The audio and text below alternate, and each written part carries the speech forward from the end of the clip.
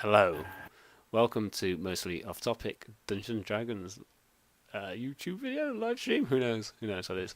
I'm here in my study with Josh, Oh, Ben, Ole! and Martin, who I suspect got caught with the sheep and was shorn or something. I don't know. What is happening with your hair, Martin? It looks better in person. It definitely looks better in No. person. Does it? Are you just saying that because nobody's? By the time we're going to be able to see you next, it'll have grown. Is that what you're saying? Oh yeah. So anyway, so we're playing Dungeons and Dragons 5th edition. Yeah, we are honest. And this is possibly going to be a regular feature, and we're looking to do this every couple of weeks, and we'll get the videos up shortly afterwards. And we're playing a role-playing campaign which grew out of the Tomb of Annihilation, where we took the game, finished the Tomb of Annihilation, defeated Azarak. He's still out there. Pro tip: watch your backs. And then we decided we're going to carry this forward. And the kind of group, I'm going to ask the guys to introduce themselves and just describe their characters and who they are playing in this. And we're kind of playing a more political game than is your typical Dungeons and Dragons game. There's an offline element to the game as well, using a forum and a wiki just to kind of control a few things. And every fortnight we meet online and we just talk about kind of what is happening, and usually choose choice sessions from the game. So these guys are the champions of Chult. They are well renowned throughout the Forgotten Realms for saving the world from the death curse. And we'll start off with Diego Darkblade. So Ben, who plays Diego, if you could introduce yourself, cover a little bit of Diego, who he is, as well as kind of mechanically what class, etc. he is. So Diego Darkblade, he is the swashbuckler's swashbuckler, a debonair, a romancer, noble of Waterdeep. And he is ready to make love to you.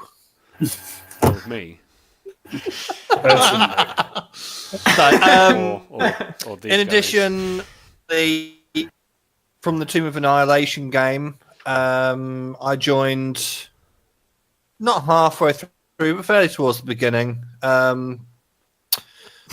In that time, Diego has met love, and as a result of the campaign game, has since got married to arguably the love of his wife, a were-tiger. His wife. The love of his life.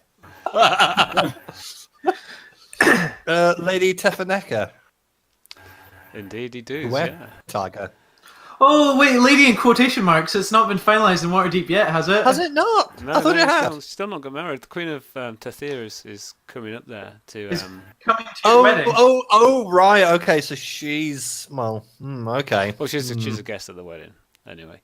Yes. Okay, so Martin, what's your favourite thing about Diego? What's Darian's favourite thing about Diego?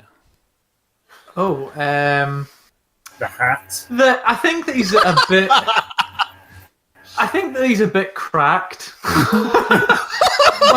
the way in which he flirted with Tefanaka was not what anyone would call traditional. I don't think. The way they first met. That's a fair point. That is a fair point. Yeah. So the one of the first things he did was stab her with a dagger. That is also But then he stabbed her. we did mark this as mature. And if Darian could change one thing about Diego, what would that be? Oh God, that's a tough question. I didn't prep any of these guys for this question. Today I'm going to Scooby Doo what's happening. I know you should forward these questions to us before the session. No, because I want to catch you on camera. I mean, come on. Preparation.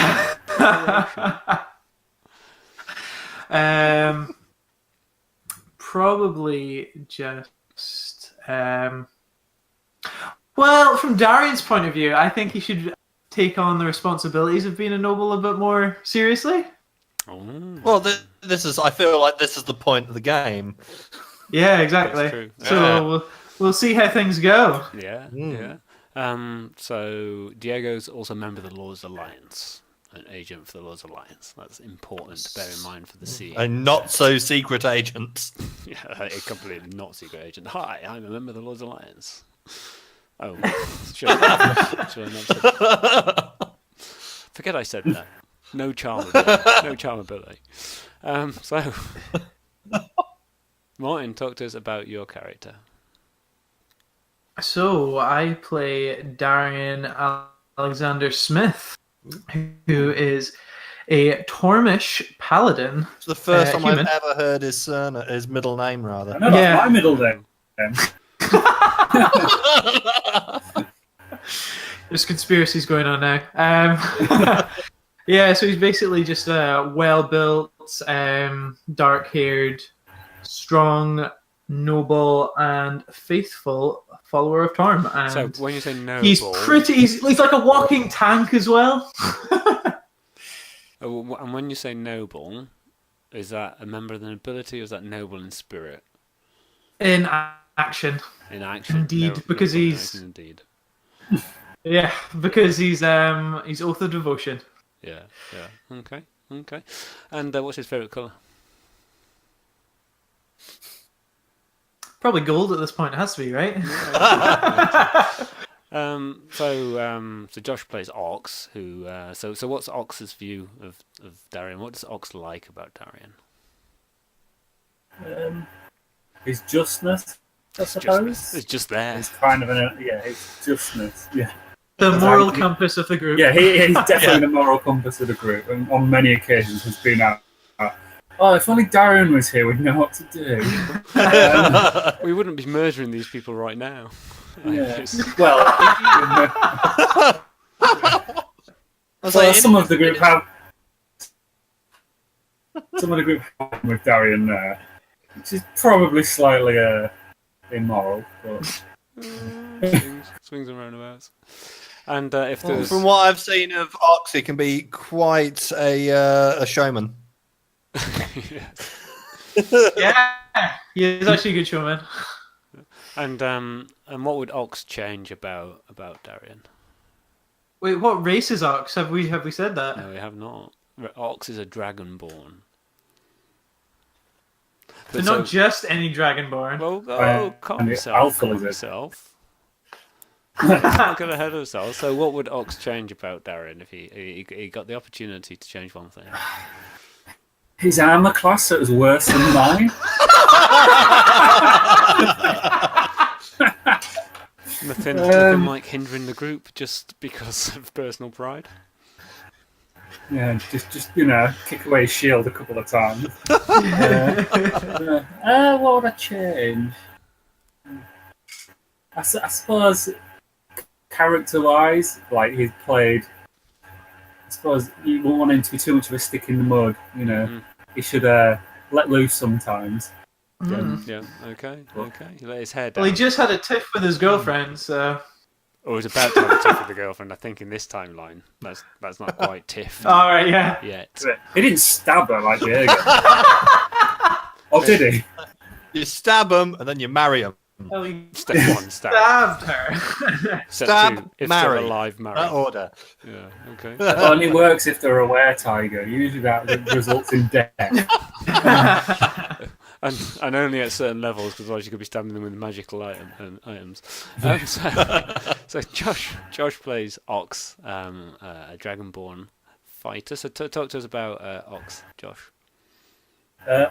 Ox, or Nurixix Doxa in his full name, or Ox for short, Or is a Alexander, dragonborn that's his middle fighter. name. Yeah, Alexander. Nurixix Alexander Doxa. He's a dragonborn fighter he's a black dragonborn, so he breathes acid. And he's slightly obsessed with becoming the alpha lizard, which means he kills anything bigger than him that's a lizard, usually. He's currently the Marshal of Circuzar, or he's to be the Marshal of Circuzar soon. And he's a badass who likes to pull bear traps out of his bag. Yeah, one of the standing points of the game is Ox writes in really, really small. Josh writes in really, really small, kind of like writing what's in his backpack. So I don't have a clue, and he just pulls it out and says, "Yeah, we're just going to use this elephant. Actually, I've just been carrying around with me." And I go, "Really?" And he goes, "I've got a strength of 26." And I go, "Okay, so Diego, what does Diego admire about his marshal to be in the shape of Ox?" Sorry, say that again. What does Diego admire about Ox? His showmanship. The bear traps. That's it. Yeah, a little bit of flair. He knows how to whip out a bear trap with a flourish. Yeah. Or destroy a warehouse, or any other thing. And if we need to destroy some environment there. Yeah, forgot about that. Yeah. And what would Diego change? You know, in Marshall Ox's first 1-to-1, what is the shit in the shit sandwich?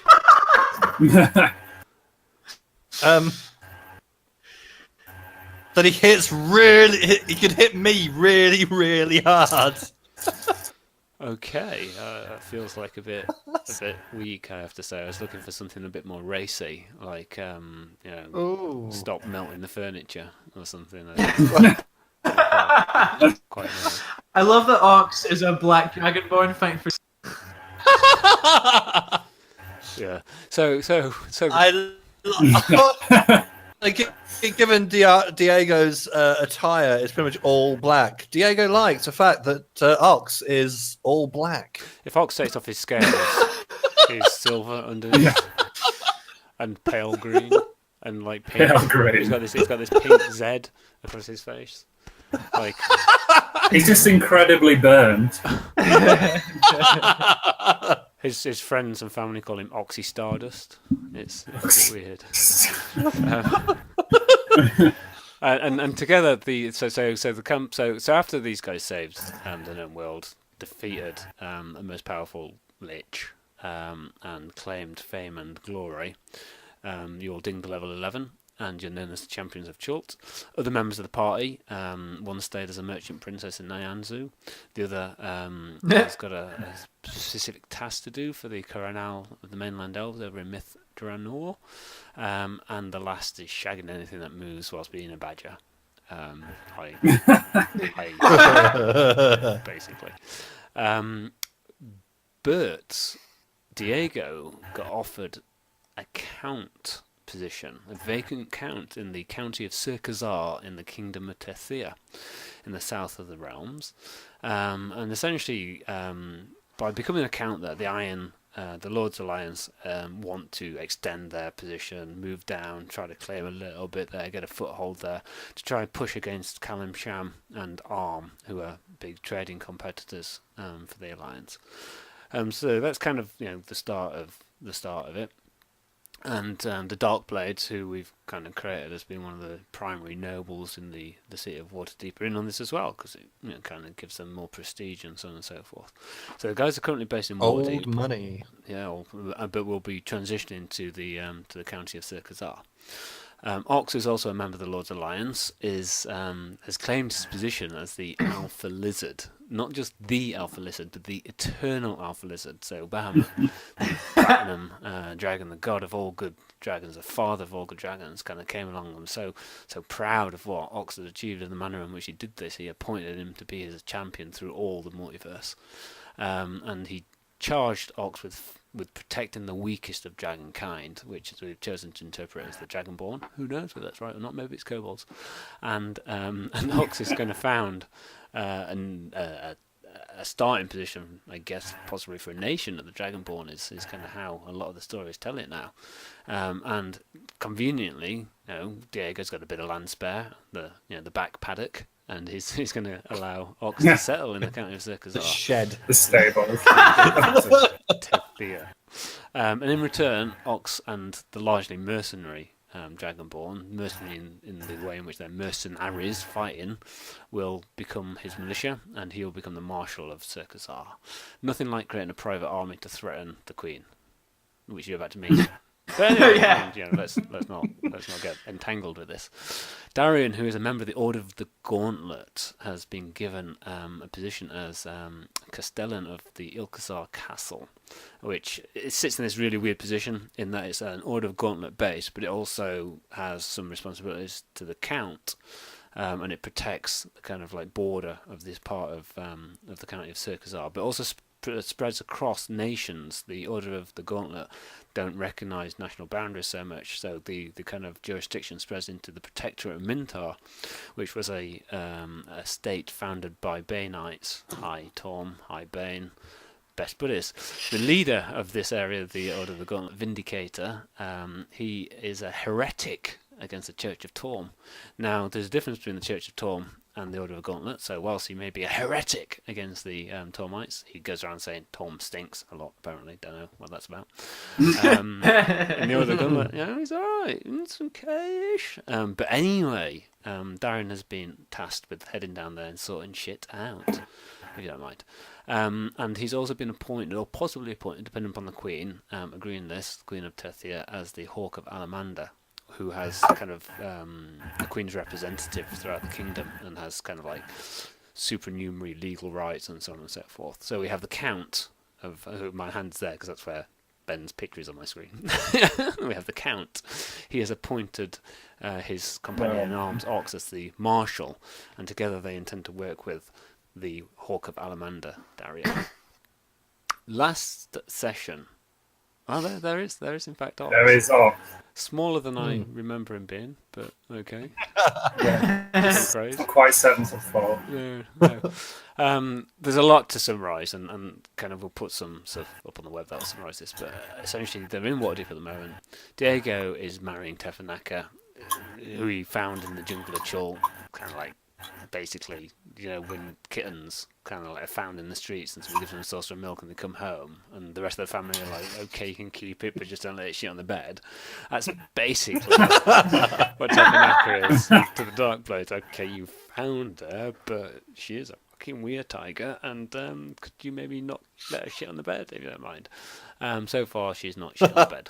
She's shit on Diego, but he asked for it specifically after the wedding, the first wedding back in Chulm. And the guys are building forces, and they're doing a bit of this and doing a bit of that. So most recently, a Milady de Winter, who is a bit of a mystery. She managed to get one of the crown jewels of Tethia, got it into Diego's possession, got Diego to stay at Waterdeep, declared that wouldn't it be fantastic if the Queen wore all the crown jewels at the wedding of Diego, got the ambassador of Tethia to proclaim that that's exactly what was going to happen, and is now hoping that it can't happen because Diego's got one of the crown jewels, and therefore the Duke of Velen, who is the protector of the crown. This sounds really fucking long, doesn't it? But hold on a minute, guys. The protector of the Duke of the crown jewels will lose face in the court. The pirates of the Nalantha Isles that he's managing to keep under cover will become much more strong, and then more trade will go through the land route rather than the sea route, driving revenues for the county of Circazar that Diego is going to take over. So you would think it would be in the party's interests for that to all happen, and for the Duke to become disgraced, and for more caravans to go through Circazar, and therefore Diego in their money. But no! Apparently they've got a law-abiding paladin in their ranks, who when people say, did you blow up this fucking inn? He goes, yeah. So no, they're gonna... That's not me. They're gonna come clean, apparently. Who knows? Who knows what's gonna happen? But in this session, basically they're gonna meet the Queen of Tethia, who is gonna be Diego's liege lord. There's a duke in between, strictly speaking, who's going to be Darian's kind of like main kind of sponsor, I guess, and who's going to be influential in Ox's ability to found the Dragonborn in her kingdom. The Queen is in a weak position. Her nobles are much more strong and powerful than she is. So we're going to see how this plays out in this session. Jesus Christ, you couldn't do a potted history of our campaign. It'd be a nightmare. She gets assassinated this session.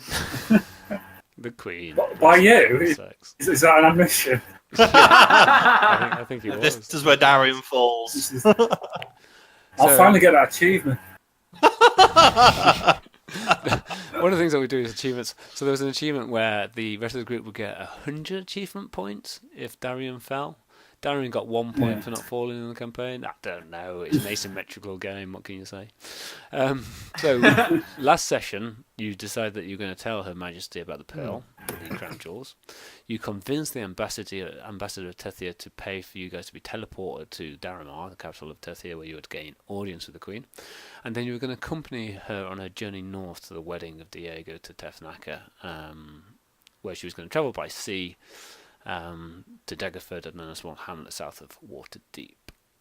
And that's where we're at. Okay. Gathered at the Darkblade Villa, kind of the night before you're due to kind of travel there, enjoying a glass of red with Danilo Darkblade, little Scapello. He's kind of like sat semi-shrouded in kind of like darkness, candles kind of like off behind him, a light. Darian thinks Danilo takes things too seriously as a noble. Shining from the side of his face. I've just realised we're the only 3 members of the original party who could never see in the dark. Everyone else could. I joined you guys with dark vision goggles. I can make my sword glow. That doesn't make you see in the dark. It makes me That makes see in everyone the else see dark you. for like 60 feet. Okay. That's probably better, actually. So he kind of says, Anyway. so, gentlemen, what's the plan when you get to Tethia? Oh, Tethir. We make our introductions. I Yes, actually want go- to. Oh, yeah, I actually want to get feathering out agents to try and gather information from all the relevant factions there, as well as interesting nobles, particularly Commander Breakbones, or the guy formerly known as Commander Breakbones. Okay. Apparently we're admitting everything to the Queen. Isn't so sure about? When you say everything, can we just have a list of everything? And Yeah. then I That's saw the point where you're all talking, Oxa slowly walks backwards away. through a wall into Yeah. the streets of Waterdeep.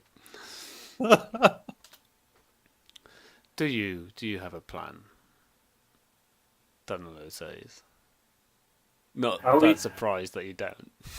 How did you stop Azerarak? Is clearly what's on his mind. We'll wing it. Well, you see, Uncle, I died.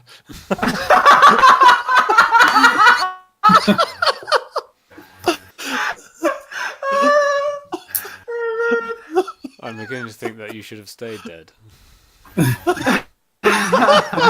Diego's held together by magic sticking blasters, isn't he?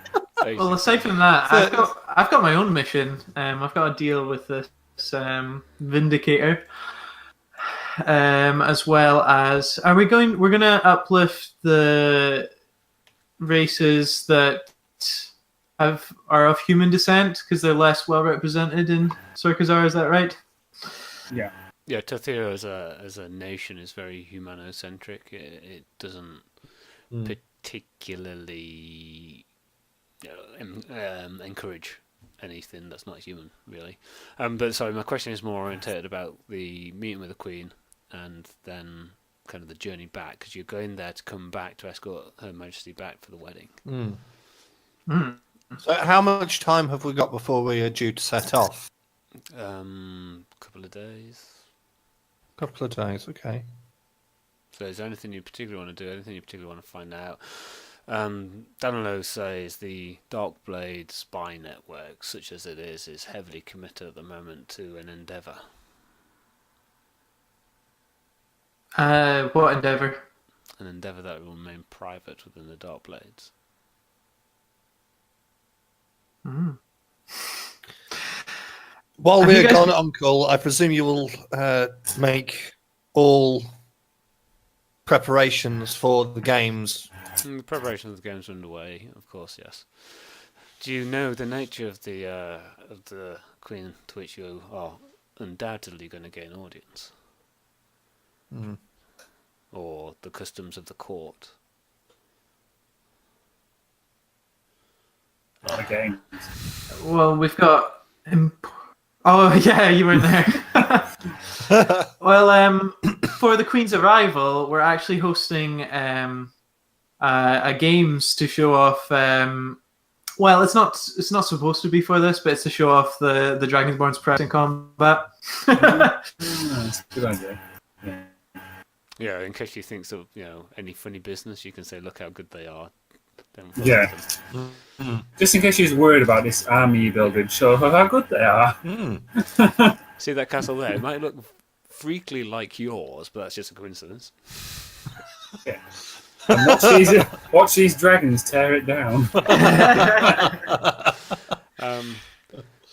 Down says, so Queen Anaias, she's in the mid-40s, but she is renowned for her simple beauty. And simplicity is a hallmark of her reign. She has this notion that the nobility is there to serve the commoners. And you can see his incredulity when he kind of says that. It's kind of like, okay, the sky is also now the ground.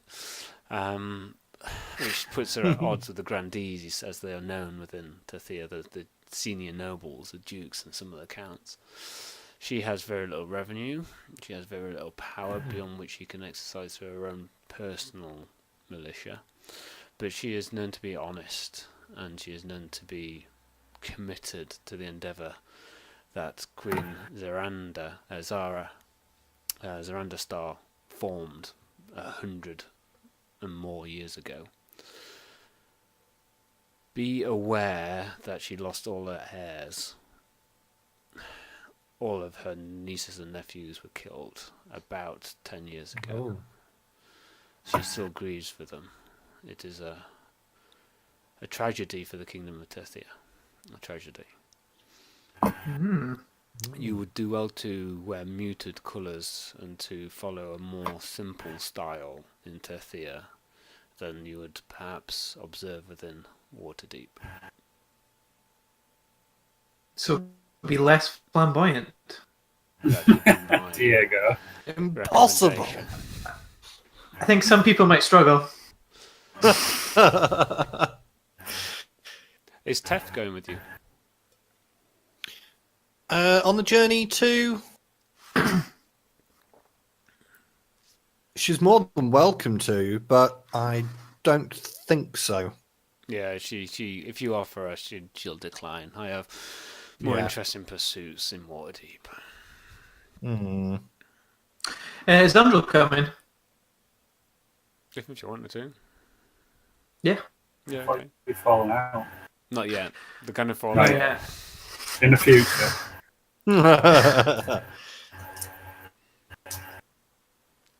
Okay. And does anyone do anything before? Yeah. So I guess.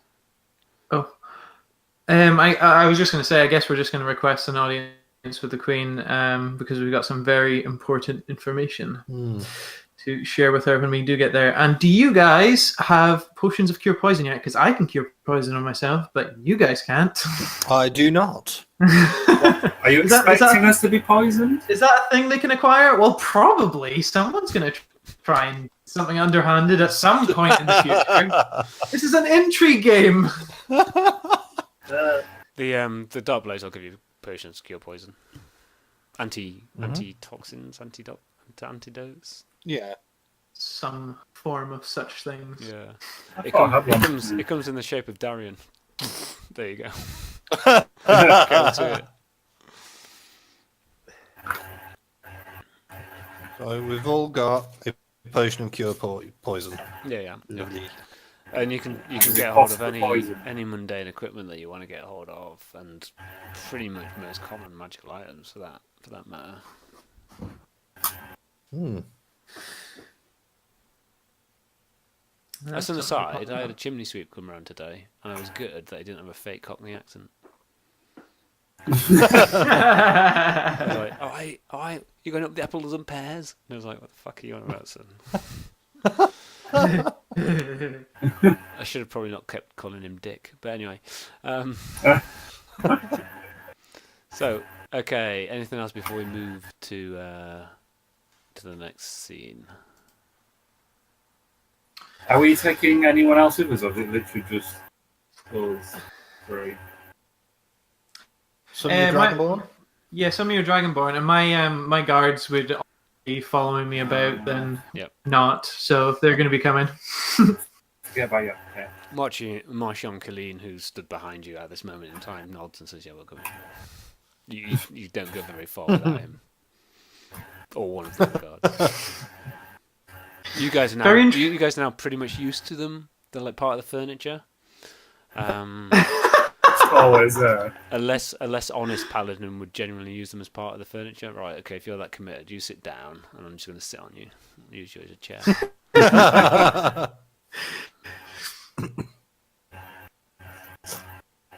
So what forces are you taking with you, Ox? We don't take too many, do we? Are we getting teleported? Yeah, you get At some point. Yeah, There'll be a teleportation circle though, like a permanent one. Yeah. How big is the circle? I mean, you can keep walking into it. Okay. More we like should two take abreast, I think. half the Dragonborn at least are committed. Oh, Is half it? a committed, yeah. Half a doing Currently stuff. committed, Yeah. doing stuff. And That's an open thread, by the way. That's not surprising. They're going hunting dragon treasure. Yeah. I assume you guys have read it. Yeah. Yeah. So why don't you just take a A handful of the best ones, the crack squad. the crack squad, the A team, Yeah. the Alpha team. One of them stood there with a cigar. One of them refuses. One of them refuses to teleport. He's the big black dragonborn. I think we're probably pushing it right there. So the Just give him his milk and it'll be fine. The crazy one feeds him like half a cow, and he falls asleep eating cow through the teleportation. He's actually a black dragonborn that has loads of gold scales here. He's got loads of bling. Huge gold scale. He's wearing the skin of the half dragon from Chaunt. Yeah. Yeah, I'll take a small squadron. A small squadron. Squadron, not a flight crew. Yeah. A small group. Okay. Enough homies to back me up if I say something sick, but not too much that it looks like I'm going in for a fight. So 5. Just enough for whenever you drop the mic. Yeah. Somewhere between 5 and 10, I think sounds good. 7.5. Okay. Diego, how are you going to kind of like demonstrate the honor and grandeur of House Darkblade? Diego just said, "Oh, I'm fucking there, aren't I?"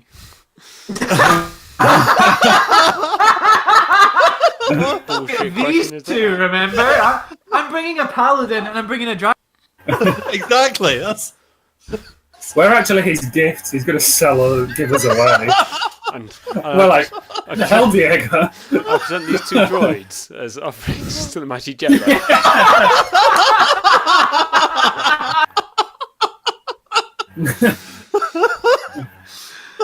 C-3PO definitely is Martin, and R2-D2 in Dragonborn form.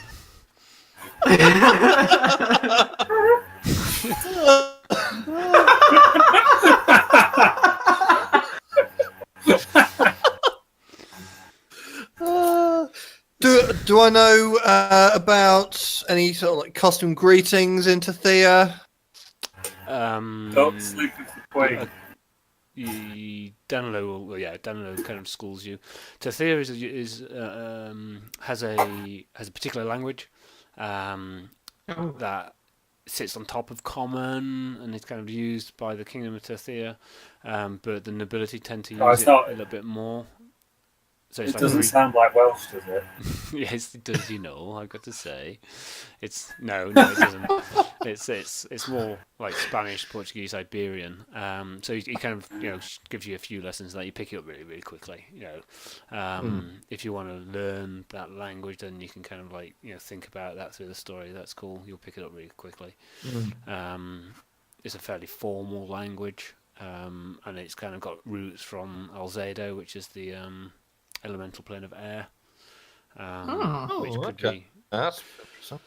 could be due to its proximity to Kalimshan and the elemental kingdom genies, etc. there. Interesting.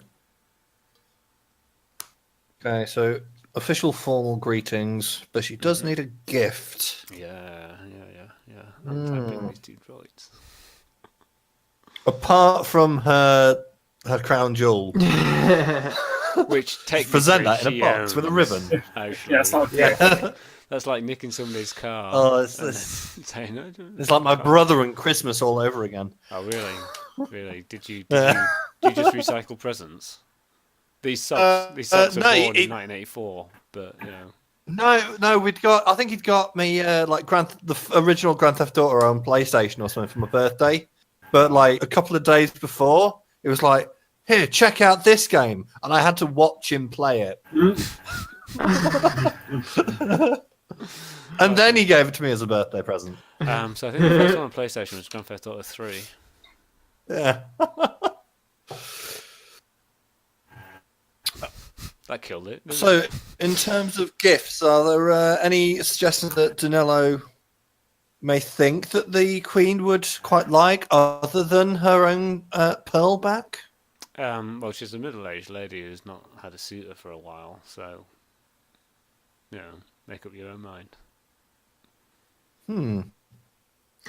I will send all available Darkblade spies gift shopping. Oh, okay. Gift shop. I was thinking.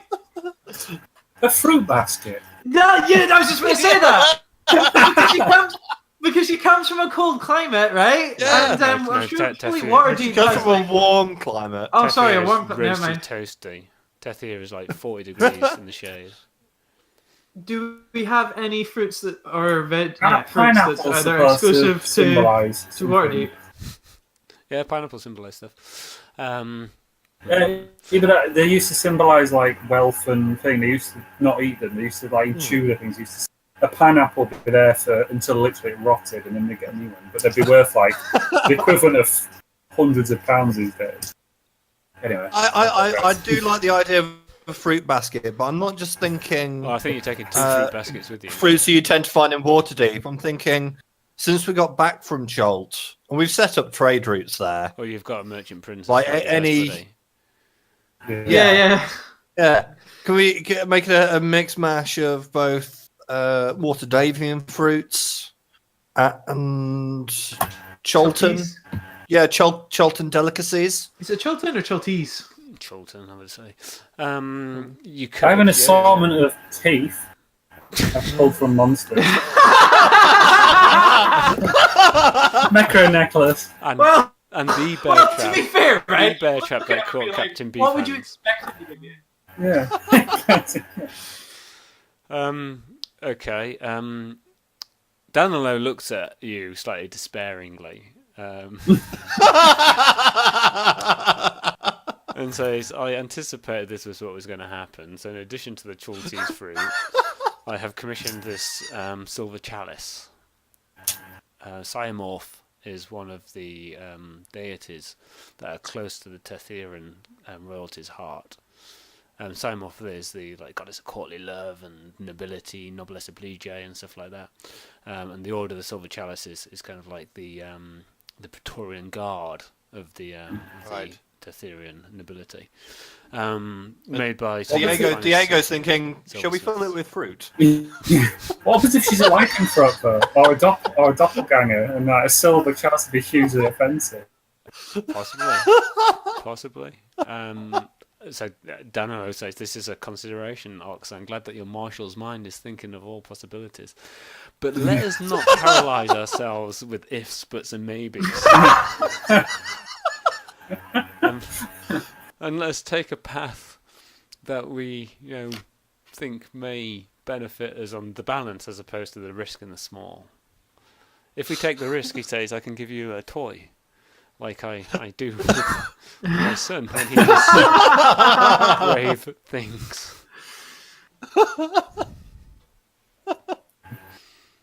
So Diego, you can just blame your uncle if it all goes wrong. Yeah, absolutely. yeah, because it's going to be the silver chalice and not the fruit that's going to offend her. Okay, cool. What if we take the silver chalice filled with fruit? Yeah, wrap it up in like polystyrene, and that'll keep the fruit in it. So you're going to get some delicacies of your kind of nation, and also the kind of the place where you made your names as adventurers and such like. Yeah. Makes Yeah. perfect sense. Danilo says, I will sort the fruit. You take the chalice. Anything else? Okay, No. so you make your way to the ambassadorial court of Tethir in Waterdeep, which is kind of a repurposed, I hate this guy. a repurposed inn. Martin is there. Oh, that is the most beautiful silver chalice I have ever seen. Such a fine gift. The Queen will have seen nothing of it. Oh, and Chulte's fruits, you say? I'm sure she'll be overjoyed by the... Actually, it's Chilton.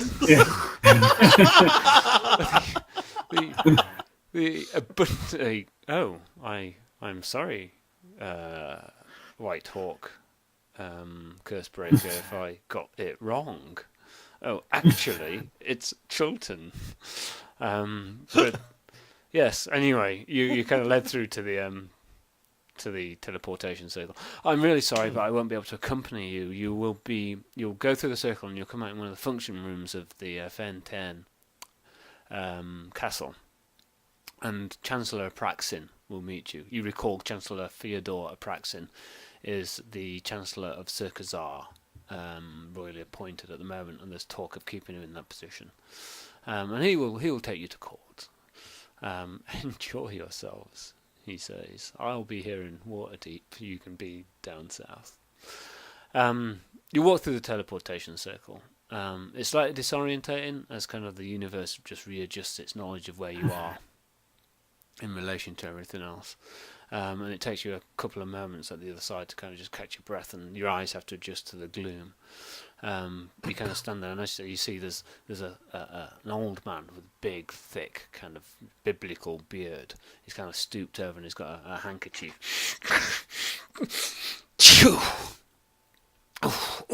And he like holds his back. He's dressed in reasonable kind of like dark robes. He's got kind of like a necklace of office kind of like around his neck. He stops, he kind of like looks up and then keeps looking up and keeps looking up and keeps looking up. Oh, you must be the one they call Ox. And then you I'll stay away from him because you don't want Ox to start sneezing. Yeah. Then you hear, Acid everywhere. you hear the Don't worry, clank, guys. clank, I'm immune to clank. disease. I'll take this one. You hear the clank, clank, clank of Darian, heavily armoured, Runs in through. coming through, No. and kind of lights up the room slightly with the reflection of his Tormite kind of breast shield, and then kind of Diego kind of steps behind. The man looks, Lord Darkblade. I'm. I just can't clear this cold. I've had it for weeks. I'm Chancellor Praxin. He kind of like bows low. Ooh, bloody hell. Oh, I tell you, the burns aren't what they used to be. I'll lean in and say, Chancellor, it's a pleasure to meet you, and go for a handshake. Oh, he kind of takes your hand in quite a limp handshake. His I'm hands are all gonna lay sweaty. on hands his cold away.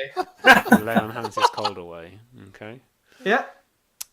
So you're treating it as a disease?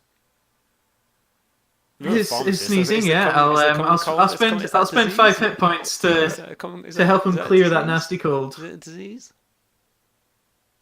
Virus. Yeah. So do you Is have? Is it only bacterial or viral? Yeah. Yeah. Lay on hands cures the diseases. And is the common cold a disease? Is it a disease? Can we have a call on this? Yeah. It's an infection. You do that and describe to us the lay on hands. So it just seems like an honest, casual handshake. But as the hands connect, there's a slight golden glow in between the palms, and the Chancellor, I would hopefully feel a lot better. Oh, that felt quite warm and tingly. Oh, I haven't felt this warm and tingly since the night Lady Apraxin died. Oh, but I shouldn't have said that out loud.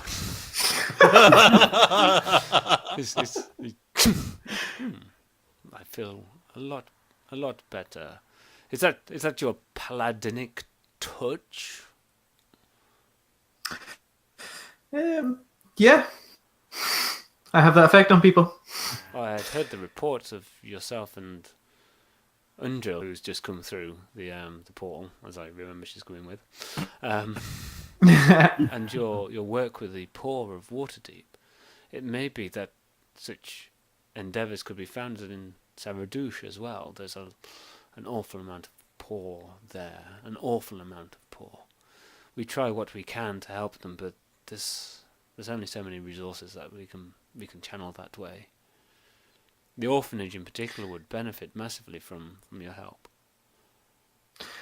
I do plan to reach out to the more downtrodden in Surkazar when I do get there, in between my other obligations. Is there anything you could do for my back? He kind of like comes over and said, I've tried all kinds of ointments. It's right at the base, right there. You see, right. Just if you could. Ooh, you've got strong hands. Could you maybe just? Oh, that feels good. Oh yes. I look at Darren and like curl a fist and we're like, should I zit him right there? Would that work? I'm not quite sure about physiology. More mortal wounds and diseases are my speciality. I'll give him another 5 hit points and see if that does anything. But that's about all I can do. I'm slightly disappointed in the powers of Torm. Oh well, I guess He's hooked now. It's a drug. I guess we'll try what we can, but Anyway, I apologise.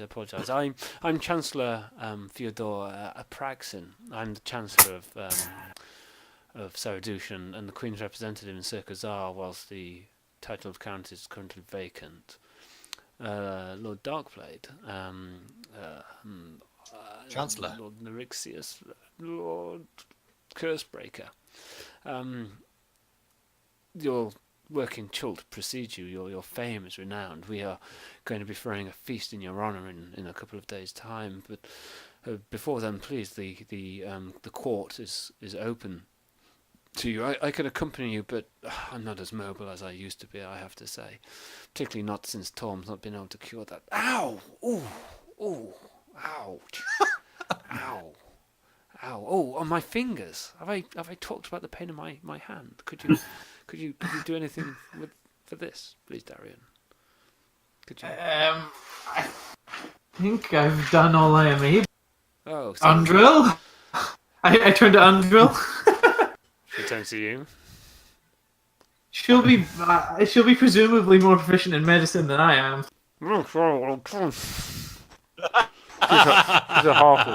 I'll try to say what I can do. Come with me, Chancellor. You start to follow the Chancellor.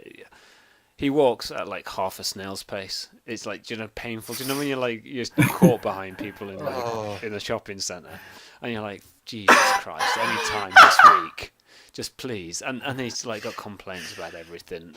It's all. Should we just both take an arm and carry him? Yeah. It's hard. life for Chancellor Apraxin is hard, and he'd much rather be at Saradu. And it's just so hot, and actually it's sweltering. Like, you can feel as you kind of come out of the room, the air is stale in the castle, and it's dark, and it's kind of like weary. The kind of carpeting stops intermittently, and kind of like there's very little in the way of ornamentation. All of the servants that you see, and there are not very many servants. You kind of, as you kind of as shown through a number of the rooms. In the Darkblade estate, there would be a servant on the door, there'd be a footman, there'd be an usher, or what have you. There's none of that there, and they're all dressed in very, very simple, very, very basic kind of colours. Oh, ever since the incident, the Queen just anything bright and shiny puts her off. It puts her into a difficult mood. So we keep everything very simple, you know, and we do not want to be seen to be frivolous when the populace are so challenged at these times. And Ox Caledarian in particular, this is a defensive castle, and like say a noble villa in Waterdeep, which is there to demonstrate affluence more than anything else. This is designed to withstand a siege. As you kind of go through, you get the big, thick 10-15 foot inner walls. As you kind of like shown out into the courtyard, this is a military establishment, kind of masquerading as a royal palace. This is not a welcoming seat of government for a first-tier nation. Well, we'd be more impressed with this than Sir Diego would, because we see it from a different point of view. Maybe Diego is like, it's not beautiful and decorated. We're like, this is pretty. We're like, this is pretty good. Yeah, we're much more martial, and we're like, do you know what? Big swanky castle. Yeah. And But whereas Diego's like, I miss my big paintings. I miss the carpet. there are very few. Where's the paintings. colour? And most of the servants that you see are military in bearing, and everybody apart from Chancellor Praxin is going at 100 miles an hour. Everybody's got a lot to do. There's lots of kind of stuff. When people kind of like a couple of people are coming down the corridor and they see, and this temperature just doesn't do anything for my back, and I just can't sleep because of it. They kind of like stop. They kind of like, oh, jeez. And they turn around and they do the long way around because they'll get there 20 minutes before waiting for him. So how was the journey? Fast. Well, the world It moves. was quick, senor. Sometimes I like long, slow journeys because it gives you time to think. You know, everybody wants to move so fast nowadays. Back in my day, we had teleportation circles and we used them all the time. Oh well, never mind. And the Queen has just finished court. It's a shame I was gabbing with you all. Oh, we missed her. Oh, she'll be holding court later on today in any case. But I'll show you to your quarters. An hour passes and you exit the room. It takes you longer than is necessary to kind of get to your quarters. These are the good visitors' quarters. They're not the good visitors' quarters. You know, if this is the good visitors' quarters, you don't want to know what the bad visitors' quarters were. You thought the kind of the Thundering Lizard was a little bit, but the Thundering Lizard looks like the Ritz in comparison to this. You've got a military grade bed. Oh wow! You've got a military grade window, no glass. Fortunately, it's sweltering and not much in the way of anything other than a piss pot. It's 2 between 3 though. So one of the rooms does have a piss pot, and you have to knock if you want to do anything. Out the window. Diego, your piss pot is like got a crack in it. Is there a moat? You think if you piss hard, you might break it. And Well, I was thinking frankly, using my. a weighty number using 2 is probably out of the question. I was thinking boots of spider climbing, just stand on the wall, Yeah. and off it goes. So the Chancellor. Just take one of Darian's guard's shoes. The You Chancellor have a bag of holding in your shoe. Ah! The Chancellor says, "Well, Into that. if you want to freshen up after the journey, and then I'll see you this afternoon. The court will start at the third strike, and yes, I'll be down there by then probably. Oh, it's a shame you couldn't do anything with your Tormite powers for my back. But well, even the gods have limitations. But maybe a bit of massaging right there. That's where it feels knotty to me. What do you think, Darian?" I think you should probably talk to the local doctor of the castle. With the castle. Her doctor. Probably a military doctor. Okay. Does anybody want to kind of do anything before you go to attend court? Darren, are you going in armour? Yeah, that's my ceremonial garb. But I do. But Darian travelled light. I do need to. All he's got is his armour and his sword. To be fair, right, this armor actually shields me from like the elements very minorly, so I'm quite good temperatured right now. Yeah. Stop building Kagul. So I actually do want to try and contact the Queen. Now I imagine this is going to be very difficult, and we're probably not going to be told the room. I assume, is that something we're going to be told? Oh, where the court's held? No, the Queen when she's not in court. Queen's room. Oh, Yeah. you won't know where the quarters are particularly. I mean, you can ask around, but an audience with the Queen isn't something that you just grab. You'd have to have it scheduled and go through the appropriate channels and whatnot. But that's fine. We should be able to do that. Put a stamp of urgency on it, Lord Darkblade.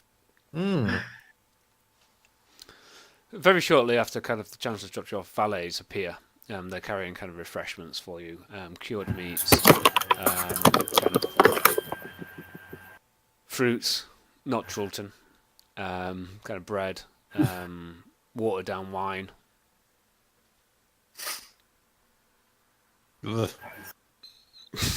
Damien spits it out. Diego spits it out. Diego, make a con save to not spit it out. Just dribbles it back in. Have you seen rolling for that? Have you seen the Emperor's New Groove where he's like side of his face and the side of his body? This is a great wine. Oh, we've got some more. The valet that tends to you, Diego, kind of probably late 20s, looks fairly articulate, fairly aware. He kind of has a watered avian kind of symbol as well as the Tetherian one, and his accent is very clearly watered avian. The gentleman's personal gentleman. Yes, he said, he bows to you in the watered avian style. Lord Darkblade, I am Jerak. I am to be your attendant whilst you are here. I am from Waterdeep also. I served with the Open Lords staff whilst I was in Waterdeep, and I'm well trained in terms of the etiquette of the court and the protocol.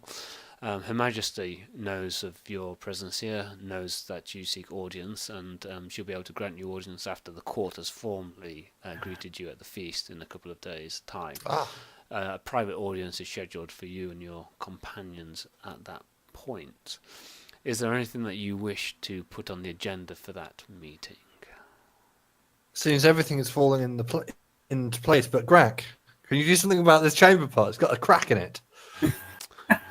I love her. That's your first point of call. My Lord Darkblade, that is the Queen's chamber pot, so known because it is the chamber pot that was used by Zeranda, Queen Zeranda Starr herself when she was giving birth to the triplets that formed the backbone of the dynasty. It is only given to the most esteemed of guests. The fact that it's 100 years old is... A slight downside to reject to reject that piss pot would be to reject the Tetherian dynasty, my lord. Can I make an insight check against him? Yeah, go for it. I put an arm on Diego's shoulder and I say, "It's like you, my friend, a little bit cracked." Take a point of inspiration, Darian. Take a point of inspiration. That's a 13. The 13. Let me Is see. he bullshitting? Let me. Oh, hold on. My dice are in my bag, so I'll get my other dice out. Hold on a minute. One of my dice bags. We are playing a low-tech game where the players literally just continue to roll. First their roll of the dice. night. Yeah, first roll. Wasn't it? Yeah. But if you saw the first session of us fighting the, you'd know we were telling the truth, considering how badly it went. Yeah, you just do. Yeah. Oh, he's bullshitting you, big style. This is clearly some kind of like servant's joke to test the mettle of the guests. Oh. He's smirking. He's like, yeah, it's the Queen's one from blah blah blah blah blah.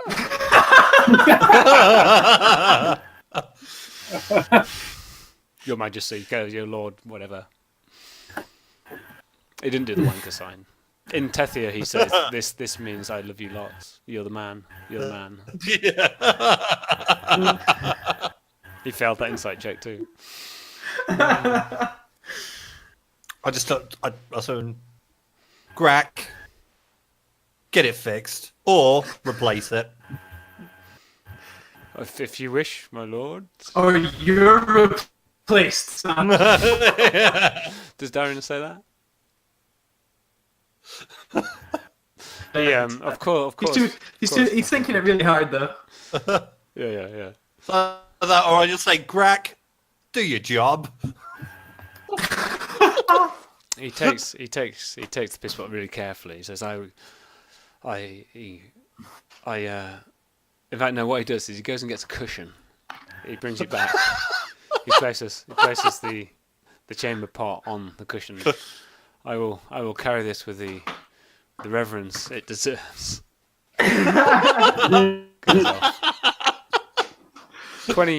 About 20 minutes or so later, This Valor's going to be such a thorn in my side. He comes back. He comes back with another one on a cushion. He says, "My lord, I acted with all haste, as befits you. I could see that the journey had been long and troublesome, and that you wouldn't have had opportunity to have emptied your bowels. Unfortunately, in my haste, I could only find one that had already been used." And he hands you it with a curled turd, kind of like dangling up. This is in the new one. This is in the new one. Fuck's sake, he's taking a shit in it, hasn't he? Can I make an insight on this guy to make sure he's eating? Like he... You should cast Detect Evil. Has this guy been sent by the Waterdeep? No, the Circus representative for Waterdeep. Yeah. Has this guy been sent by him or The Tetherian ambassador. Yeah. So what are you doing exactly? Sorry, what's this insight check to establish? He's pissing I just want himself. to insight if this guy is actually. You're convinced he's a brilliant assassin.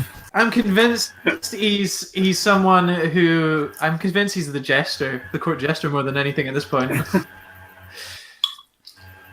So let's insight that. I've got a plus nothing, I think. Yeah. So no, I don't know anything.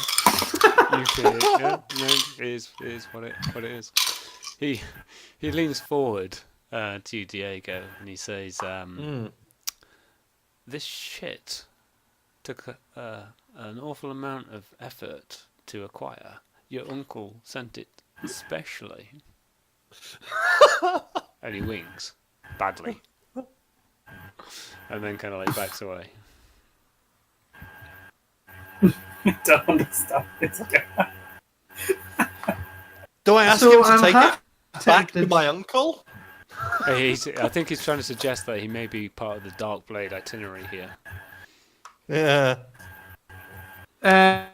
Also, he's just taking the piss out of you. But anyway. Yeah. I think Diego's starting to lose his patience with this man. I'll cast Detect Magic if he's not looking, but if he's going to keep looking, I'm not. Always paying attention to all of you.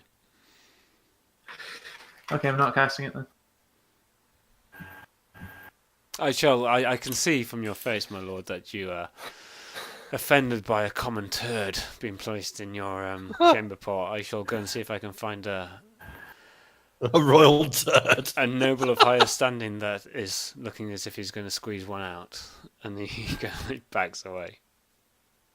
Can I intimidate him? Yeah, go for it. I'll just shout, "Bring our lord a clean chamber pot." It's a 14. He realizes he may have taken it a bit too far, and he kind of, of course, he kind of like shakes himself, almost spills it. In fact, let's give him a dex save. Yeah. He catches it, and he wanders back. A new chamber pot is brought by another servant, who kind of like very efficiently kind of like places it down. I'll just do that to him. You mean like that? Yeah. You Thank you, Ox. a bit of time passes. You get opportunity to kind of like refresh yourselves. There's a gong that resounds through the castle. Boom, and then the second one, boom, boom, and then there's the third stroke. It's kind of like now starting to become kind of like you think late afternoon. The edge of the temperature's kind of like been taken off. It's starting to cool down a little bit. It's probably like 4 o'clock-ish, there or thereabouts. And kind of the three valets, including the one who was messing you around, kind of like knock on your doors. My lords, you are to attend court. You, Diego. Yeah, Gentlemen, it is time. Let us go. So, We'll walk in high order. Diego's lead. how are you guys dressing? I'll polish up my armour Oh, as much as it will. You mean make it shiny and upset the queen? Oh yeah. Fine. Because I was actually going to use that decorative tabard I wore for the party to cover up the I've got the glow of my armor. I've got my Bahamut robe still from the party as well. You do. I'll do that Yes. I'll do that as like a tabard so the arms are out. It's like that. Yep. Okay. Yeah. Cool. I'm using the decorative tabard to cover up the light on my plate. Okay. Cool. Diego's. Well, considering she doesn't like colours, that's great because Diego only ever wears black. I wear black on the outside. As black. So- I don't imagine Diego would have the tact to tone it down. He'd just go in full. Diego's entrance is via the chandelier. Okay, I'd take the 2 gold feathers out of my hat and probably just call it that. That's about like I'm still wearing Bronze ones in instead. Your sartorial advisor is suggesting that you change the gold ones for bronze ones. Just to tone it down a touch. Yeah, okay. Darian and Ox, you get advantage on any social roles that you make with the Queen in this next scene, if you're required to make them. Okay. And you're led through the castle, the fortification, and it remains functional and kind of like. As you kind of go in there, the servant stops at 2 or 3 other doors and kind of calls forward some dignitaries as well. There's the sheriff of Zesespere. There's the harbour master of Zesespere. And it occurs to you, kind of like Diego, that if you were running this place, you would have a valet for each dignitary, not a valet for 5, and particularly not for separate groups. So it kind of feels a little bit strange, but maybe this is how they do things in Thea. And you're shown into court, a royal court with several thousand years of history behind it, and you feel the weight of that history kind of coming from the tapestries, quite old tapestries that have lost their luster perhaps, but they make up for that just in the sense of the weight of the history. The court's not especially well lit. Most of the kind of light that's kind of spills in kind of falls upon the raised dais, which is kind of 4 foot up above the rest of the kind of the courtroom, and the throne of Tithia, or one of the thrones of Tithia, kind of sits there. It's a oaken, pretty large kind of throne, worn. The kind of arms are worn to a sheen, and it's kind of embroidered with kind of like the red. The queen sits there with a very functional kind of crown atop her, and she's wearing very functional but reasonably well-fitting kind of like clothings, dark olives, dark blues, some black kind of like trim. The crown doesn't have any great ornamentation, but it kind of like looks as if it's kind of made of gold. And she has tight kind of like clothes around her wrists and her arms. Everybody kind of like make perception checks. Darian's speciality. Oh wow! That's pretty good. 21. Perception. Oh well, I didn't beat 21, but I got a good roll. That is using my reliable talent. That is a 10. Wow, I got 18. Oh, sorry, 15. Okay, so the 18 and 21, as you kind of like go in, your eyes are immediately drawn to the queen, and she's clearly the person kind of in charge, really. She has, and you notice this because it stands out as her hands are on the kind of on the arms of the chair. She has ink-stained hands, so she's clearly been doing her own correspondence.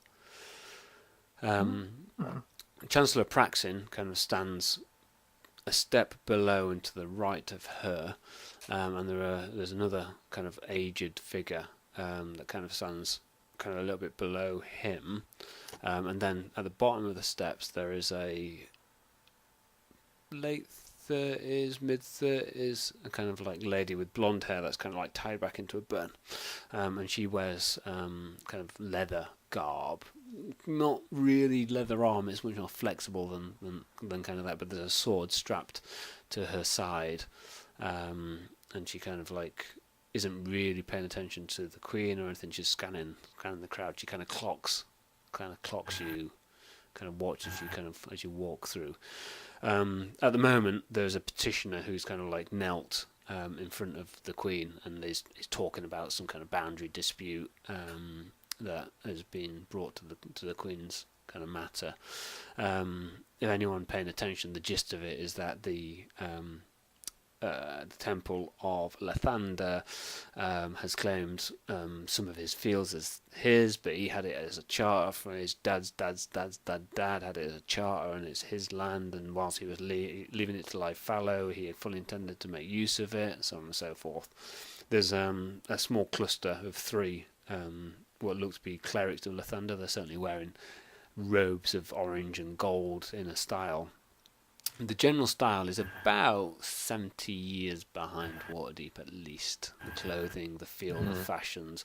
This feels, if you were kind of like, imagine that you were kind of like going back to a Victorian kind of like court now. It'd be recognisable. You'd understand, what was happening. You'd be like, right, you're the judge of this. But everything would just look old-fashioned and slightly fuddy-duddy. That's basically the impression that you guys are kind of getting there. It's not tired, it's not kind of like poor quality, it's not threadbare or anything like that. It's just of a much older style and much more archaic kind of like style. Are people wearing wigs? No. That you can tell. You can make a perception check if you want to see who's wearing a wig. Are you wearing a wig, actually? Is that what what happened? You walked into that. If you lifted your headset, does your hair come with?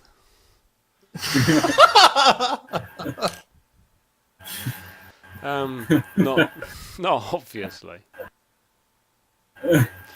There's about 20 people clustered. Some of them are small, talking in small groups. Some are kind of obviously kind of like queuing. When you were in Nuanzu, and you were at the Merchant Prince's court, you would see 200 to 300. Whenever you've been to the Palace of Waterdeep, the number there is possibly just short of 1,000 at court. So this is small, and there's nobody here who stands out as a strong personality or a chief personality, particularly excepting the Queen. And yeah, okay. So this land dispute goes on for a while. It's boring and tedious, but the Queen is paying grave attention to it and is asking a lot of kind of sensible questions. The Lathanderites kind of make their case. Their case is essentially that there's been a royal decree that land that's not put to use needs to be put to use. The populace need to be fed. Kind of crops need to be put for export and so on, and given that the farmer wasn't able to raise the labour to be able to use it, they kind of did what was required to kind of get it going. Isn't it better, Your Majesty, that the land is worked than the land lies fallow? We are able to provide the resources to get a return from it. He isn't. Therefore, we would propose that for the benefit of the kingdom, that it is worked by us. The Duke found in our favour at his court. We would expect you to to uphold the Duke's findings. That's the thrust of their position. The Queen Is this anywhere near Diego's lands? You don't really know. It's named, but you don't know the geography that kind of well. It can't be within the county of Circazar because they talked about a duke, and currently, actually, it talks about a count and then a duke's court, so it can't be because there's no count in Circazar. Chancellor Praxin kind of the Queen kind of says, "What do you say, Chancellor?"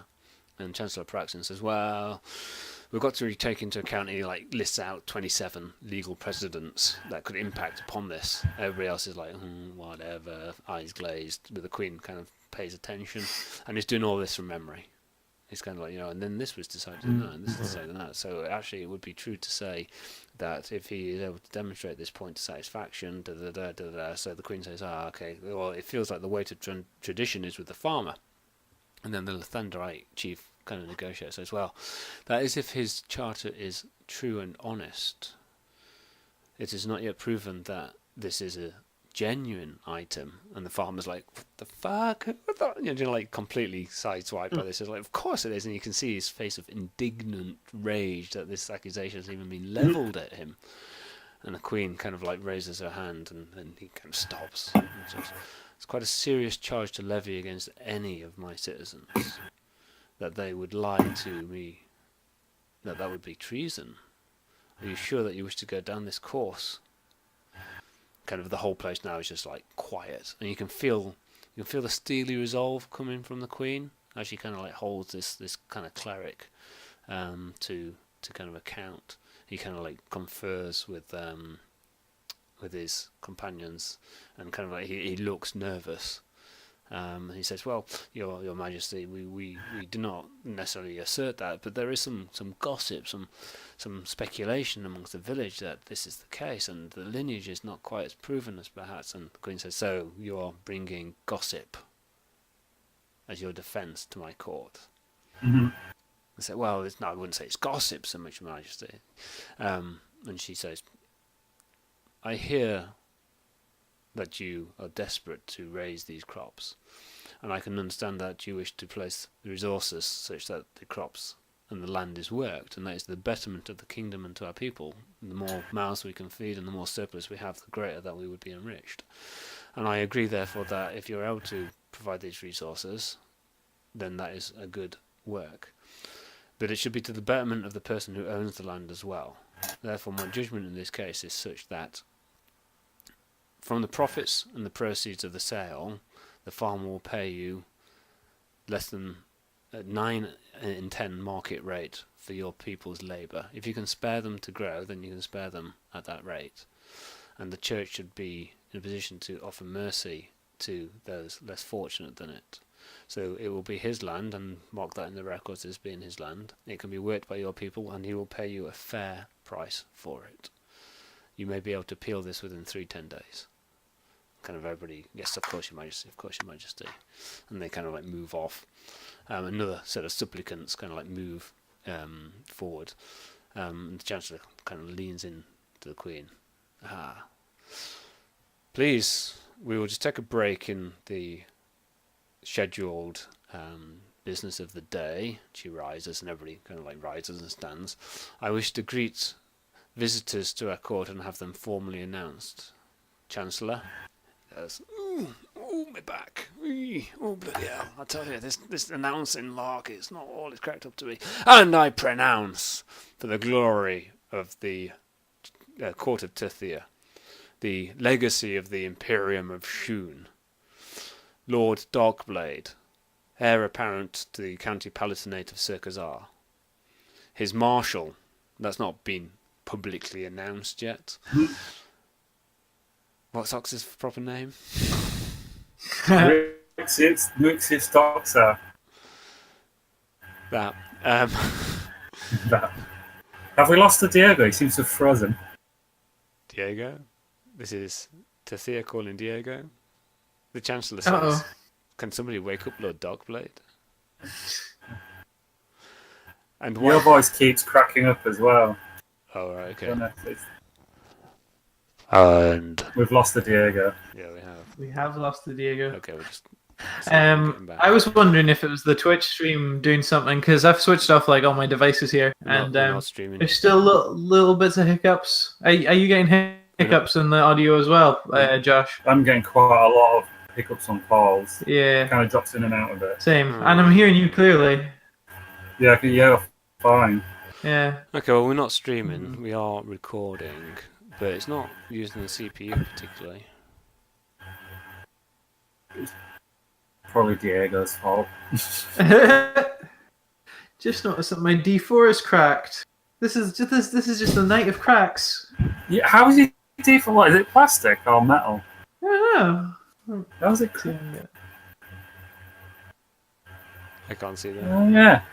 It's At got the like bottom. yeah. So in between the 2 and the 4, like I think that line going through the 2 and 4 is supposed to be there, but there's a line in between the 2 and the 4 that's clearly a crack. Look, because it's all jagged.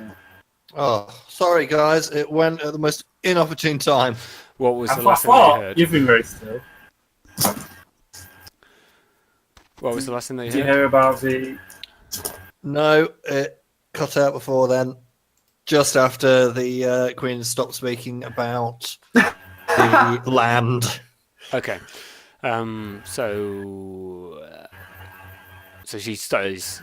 We'll take a break from the established schedule for today's business to introduce to the court some newcomers, and the Chancellor Praxin kind of like stands. Oh, my back!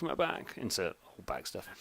I would like to welcome to the court of Tithia, to the legacy of the Imperium of Shun, Lord Diego Darkblade, heir apparent to the county of Circazar, County Palatinate of Circazar, his marshal, Neurixius, who is to found a sanctuary for the Dragonborn, the chosen of Bahamut. He is the eternal Alpha Lizard, as has been proclaimed to his species.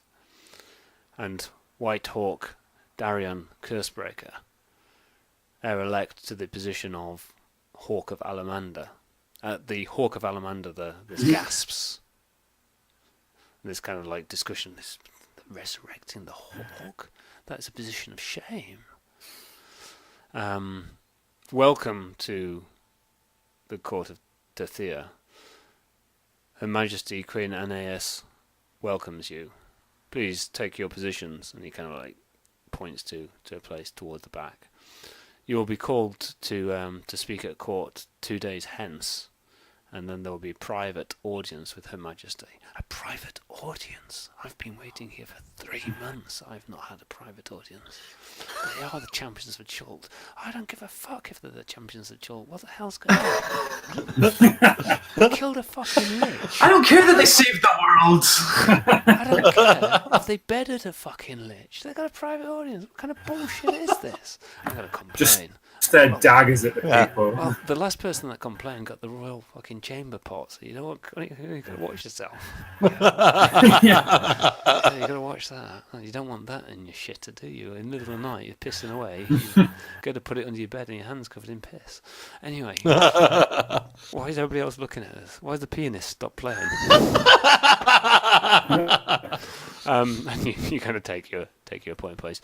The rest of the court kind of goes in very much the same kind of like vein. You know, these are by and large trivial matters that seem to be kind of like raised to her, but they're taken very seriously, and the Queen is incredibly diligent in both honouring tradition, protecting her subjects against kind of like powerful magnates, and trying to do kind of like what is right within the context of, you know, what's brought through to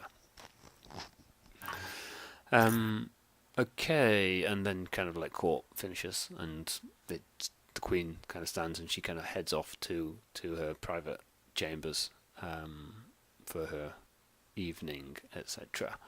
And you guys are kind of shown through to a communal dining hall where there's kind of like food placed down and all that kind of stuff. 2 days. We have to wait 2 days. 2 days. Is there anything that you particularly want to do in those 2 days? I need to find out more about this gasp at What? my title. The shame of your title. Oh, okay. So how are you going to do that? Let's hit up the good old man first. Oh, Chancellor Apraxin. That's the one. He's currently kind of like in the sauna. He's currently what? Sorry, you cut Yeah. out there. In the sauna.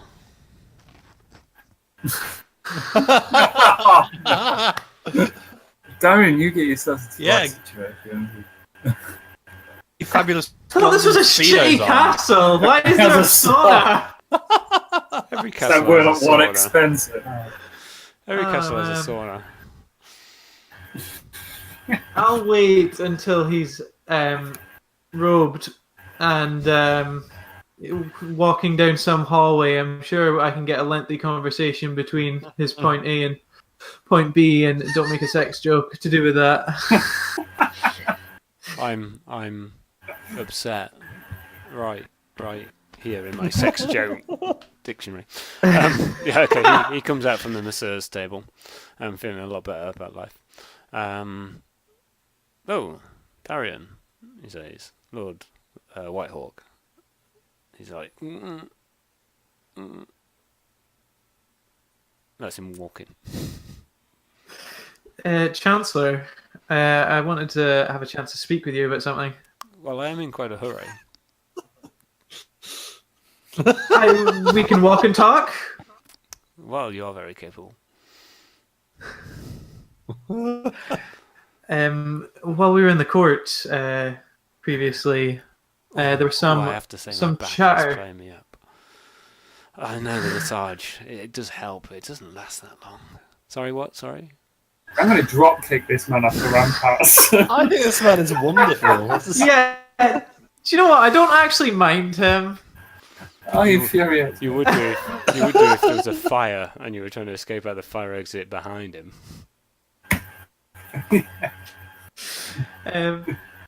Yeah, I just wanted to have a chance to chat to you about I don't have much time the yet. ruckus that was caused by my Busy title man. being named in court. Oh, the Hawk of Alamander. My goodness, I was surprised. I was surprised when the Queen decided that title. Well, this is interesting. Point of fact, to your knowledge, the title was proposed to the Queen rather than her deciding it. So you were told that that's what the Lords of the Lion / Order of Gauntlet asked for you. Yeah, that's what I thought. So he says that, and the Queen decided it. Well, it's not been a current title for 130, 140 years, and the line of Alamander was not at the end. Well, the history does not speak kindly for them. They did not look after the people, did not look after the they ruled desiring their own fame and glory rather than that of Tethia, and the hawk being the personal not servant but representative of the monarch, was indicted in a number of massacres, really. So there's a lot of blood on that title's hands. That's why there was shock at court. The Queen thinks that you're the person to redeem that title, to cleanse it of its history, and to have it born anew. The advantage is that it carries a lot of weight through the legal traditions of Tethia. Speaking on that note, is there legal obligations towards the Queen upon accepting this title? Oh, you become her servant, and therefore you're undyingly loyal to her.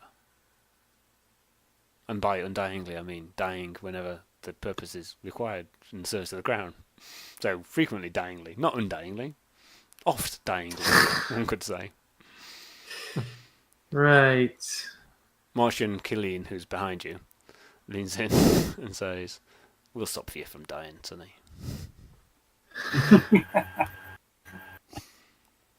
Oh, and since you cured the curse, we'll just bring you back anyway, so what's not to like?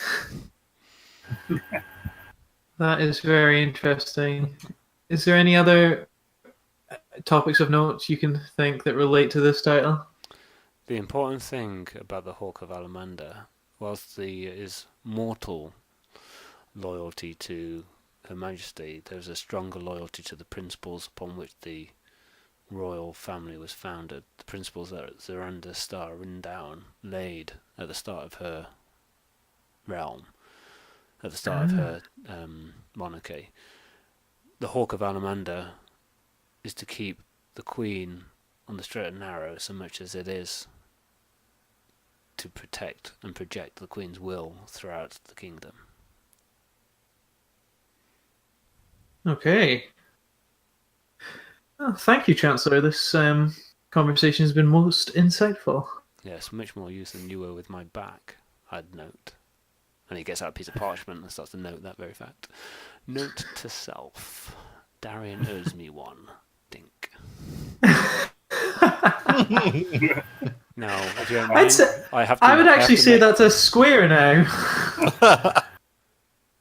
No, it's definitely only got 3 sides. I must make haste.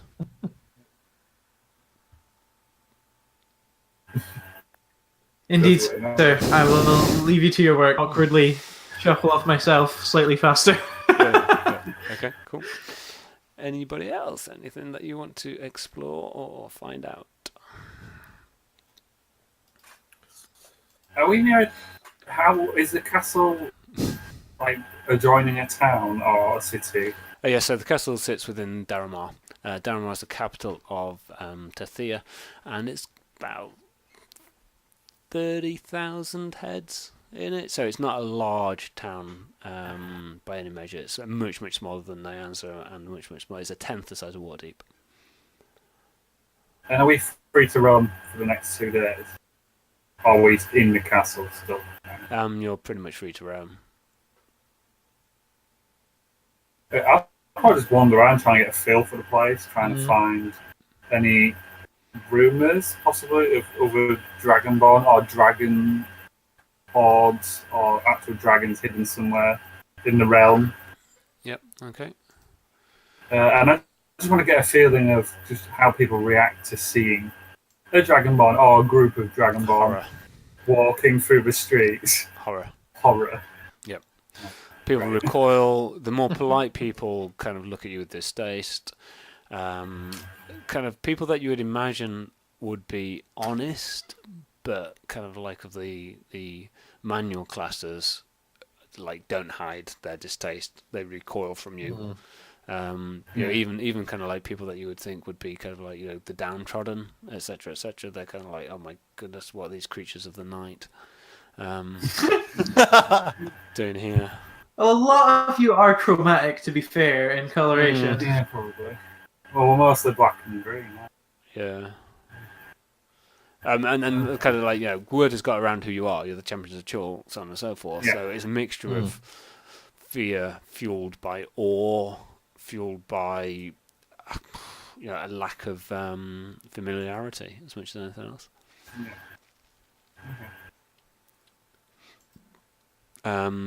So in terms of kind of like rumours, the dragon that is most often spoken about, and in fact there are 3 or 4 drinking establishments that bear her name, is Golanthka, the gold. Okay.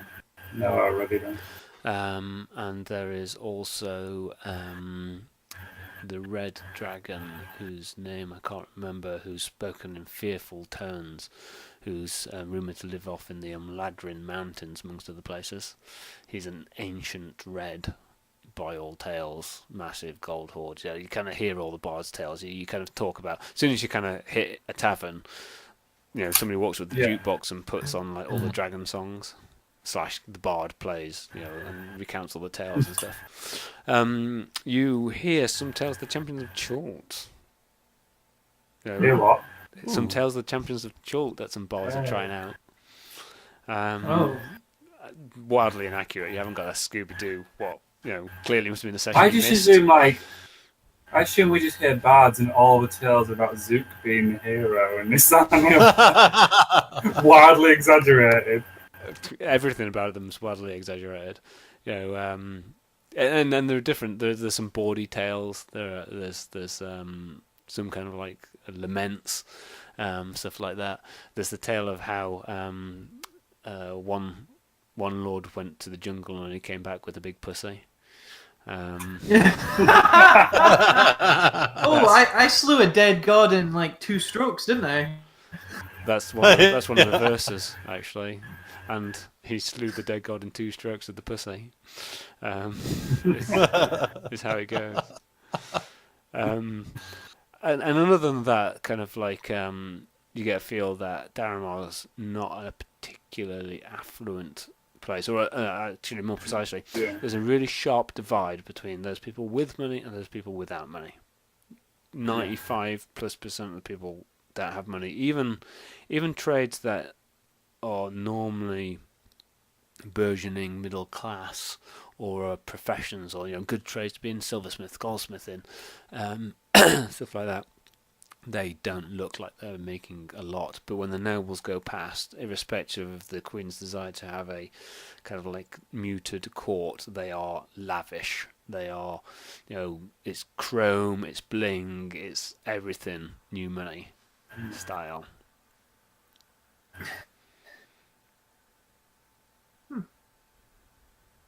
So would this possibly be once Diego's set up and running, and once the Dragonborn need to trade? Possibly it isn't the greatest place to possibly be trading with at the moment because this lack of affluence, or is it that there is opportunity here, but it's for a very select few? The impression you get is that it's affluence for a very select few. And this is a general impression that you're kind of picking up, but if, in Waterdeep, for instance, those that are in Trades Ward, so the middle classes, they're all right. Yeah. They have food on the table. They have relatively current clothing. Nobody looks like they're particularly worried, especially about money, albeit they're not like the nobles. And in Waterdeep, the nobles are fabulously rich, but there's almost like a gradation. Whereas in Tethia, there's a really sharp kind of there's not very. There's no real middle class. Yeah, absolutely. Okay. I'll go back to the castle after I've kind of scouted out a bit. Yeah. Okay, cool. Diego, what do you want to do to fill your 2 days? I think Diego will be kind of forced to go through paperwork, some formal documents, and also pretty much going over CVs and bios of potential people basically due for his inner circle, his what do you call them? Privy Council. Yeah. Basically a council Yeah. Okay. Cool. for Circus Art, but in addition, maybe a conversation with Grack, because I'm not impressed with him at the moment. Yeah, okay. So let's say that one of your first audiences is with Chancellor Praxin, who is in the frame to be your Chancellor in Circus R. I'm happy with that. Okay. So there's no necessarily need to kind of roleplay through that, given kind of like time, etc.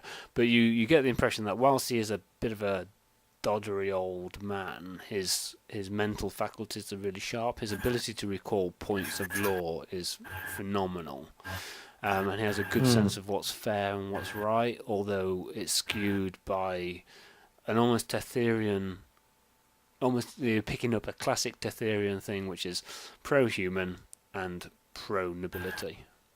You have much less rights within the kingdom if you are not human and if you're not noble. He has a desire to kind of like change that, but his pace would be glacial, you suspect. But his knowledge of minutiae, and you also kind of pick up that he's reasonably well respected around court. But all in all, his thoughts on integration he's not against it. No, he's not against it. No. You get the impression that he by and large takes people at face as they are. He had no great kind of challenge with Ox or anything like that. Okay, but it's almost like an institutional view that whilst Ox is a good dragonborn, clearly a valuable kind of member of the society and so on and so forth, there's something inherently less valuable about dragonborn. It's not like he's giving masses of critical thought to it. He's old man racist kind of thing. Yeah. Yes, I was trying to avoid I can deal with that, but basically, you can argue that whilst his viewpoints from a moral position are perhaps kind of wrong in some ways, they aren't driven from a point of malice. Does that make any better? I don't know, but He uses awkward language like, "Oh, but he's one of the good ones."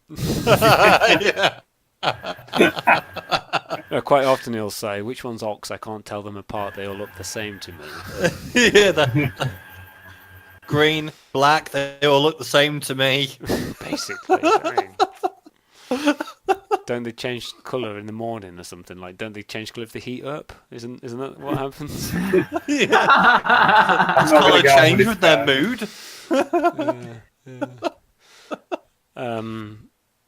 And beyond that, kind of so you interview some of the civil servants and such like around, and by and large they're pretty capable individuals.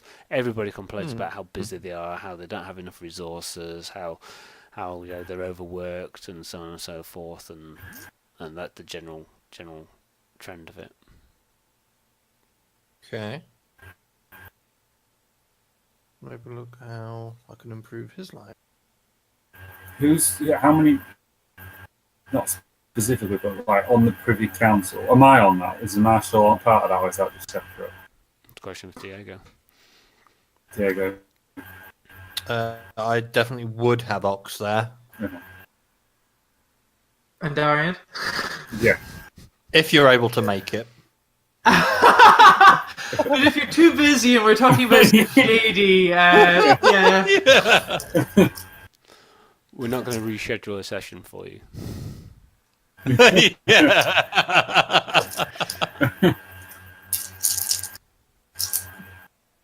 Okay. And beyond that, kind of, again, you get pretty much the similar impression from as Ox has. Human-centric, noble-centric. You're renowned as a rich noble, so you get kind of massive amount of precedence. Your servant is much more deferential now than he was at the start. And there's not much to learn there particularly, but he is in the pay of your uncle. So if I was to ask him, who assigned you to me, Greg? I was assigned by the seneschal of the castle. Hmm. Who reports to the castellan? Who reports to the Lady Linden, who is the Queen's prime minister. Are you quite suspicious of this Greg, Diego? I'm. It's not that I don't trust him. It's just that I want to know what. Well, now that he's here, or now that you're here, I'll be asking him, what is it that you want? In all honesty. I don't understand the question, my lord. I want to serve you as best What I do can. you want to get out of this job? I want. He's genuinely confused by what you're asking him. I am a servant. I am yours to command, my lord. I pass information through to the Darkblade in return for some consideration every month. I don't. What is it that you're asking me, my lord? His answer wasn't get money, but bitches. So I think he's a spy. He doesn't have a family either, which is concerning. So he's not a family man. He's instantly shady. He's got no one that Darkblades can use as leverage. You heard it here first. I am No worried fam. about. No partly rights. I'm worried about him selling us out, Make an insight check. and okay. So am I the least trustworthy person on screen then? Is that how this works? That is was that insight? Was it? Yeah. Oh, that's not great. That's an 8. He seems entirely genuine.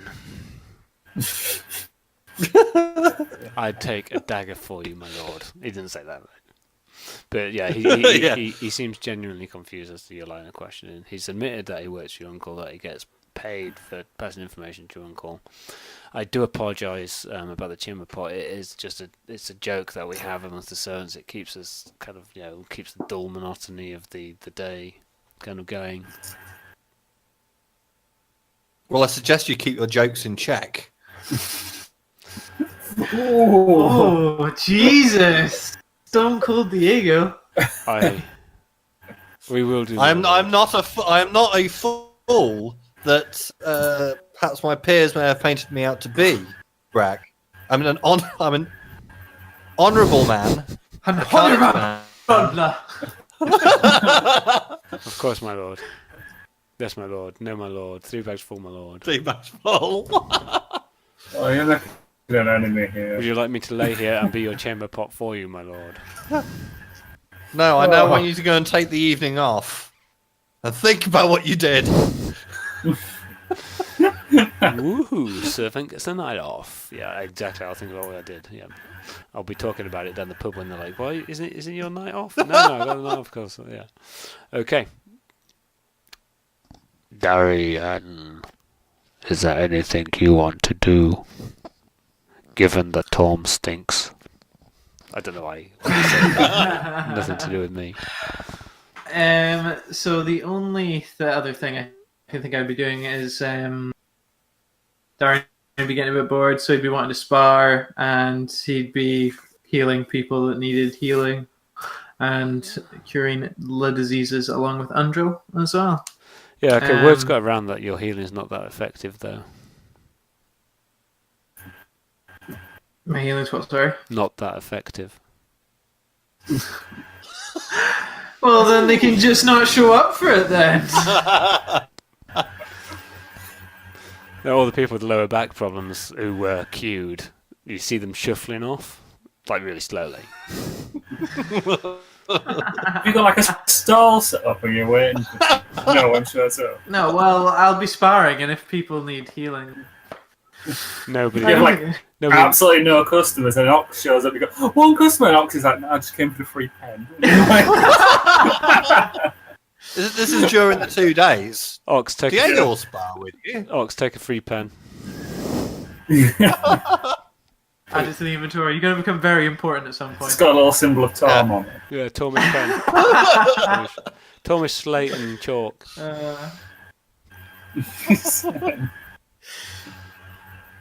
Yeah, okay. So, kind of, there's a feast in your honour. Kind of like, again, it's a cluster of maybe 40 or 50. Some of the kind of nobles of Daramar are kind of invited to court. The highest ranked individual is a sheriff, essentially. So there's no counts, there's no dukes there. You're the kind of like artifact on display. Everybody kind of wants to talk to you. The Queen is getting some reflected glory from this. You know that kind of couriers have been dispatched to the other cities of the realm to demonstrate that the champions of Chult have come to Daramar to pay their respects to the Queen of Tethia. So that's kind of like an important thing. You know how kind of like people will be like, oh, the first audience that the President of the United States gave was to this person, and it's like increases them in importance. It's kind of like that for the Queen, actually. So you're thinking the Queen's getting more benefit from this than you guys are, in terms of prestige that's been granted to her. And the meal passes kind of like, you know, quite pleasantly. Lots of people kind of come up and talk and so on and so forth. After the meal, you are kind of like shown through. The Queen kind of stands before the dessert course, kind of like, and everybody stands and kind of bows, and she bows, and kind of she goes off into her private chambers. And then after the feast, the Chancellor kind of like comes across to you and says, "The Queen will see you now." And that's done in a semi-public way, so it's not announced, but everybody in that room knows that you're taking private audience with Her Majesty. And you're shown through into some of the most austere chambers that you've kind of like ever been in. The kind of like the Atrapal had more comfy chairs and kind of like more pleasant an environment to fester in than the Queen of Tethia appears to have. So, kind of blank stone walls. It's cold, which makes it about 20 degrees, but yeah, kind of go there. And the candles kind of like are burning. There aren't very many of them, just enough that you could read by, but kind of nothing more than that. She sits in a chair, kind of again slightly raised dais, and she's changed out of her kind of gown that she had for the feast into this kind of like workman-like clothing, reasonably kind of good quality, but very, very functional. There are paintings all the way around the kind of room depicting kind of lineage of the Tetherian kind of kingdom, and you again feel the weight of the history of that kingdom kind of like down upon you. And over kind of in an almost like altar, there are 4 pictures of children of varying ages. One's a babe in arms all the way through to what you imagine as a young kind of like teenager, and candles kind of like burn below, and they're in the silver chalice, which is the symbol of Siamorth, a deity. Chancellor Praxin is there, and the blonde lady in the kind of like leathers is also there. Queen kind of like greets you. Lord Darkblade, Nyrixius, White Hawk. Welcome to the Kingdom of Tethia. I want to hear what your intentions are for Tethia, and what your intentions are for the county of Sirkazar. We do not welcome intrusions from foreign powers in our business, but I am given to understand that you are individuals of affinity to our own causes, and the causes being that nobility is there to work for and on behalf of the common man to improve the world, rather than to line their own pockets. Your deeds against the Lich and the breaking of the curse, the death curse, are known throughout the realms. But even so, I have to decide for myself what is best for my kingdom. This is your opportunity to entreat me and to tell me what it is that you intend to do by bringing commercial power, military power, and religious power into a county that lies on the periphery of my kingdom, and that I rely upon to protect myself against the evils to the east and the evils to the south. Speak. Darian will walk as far forward as is comfortable for everyone in the room, I guess. He'll untie his blade and scabbard and lay his sword and shield down on the ground, and She stabs you in the eyes. She doesn't actually, no, because I haven't rolled initiative. Let's do that. No.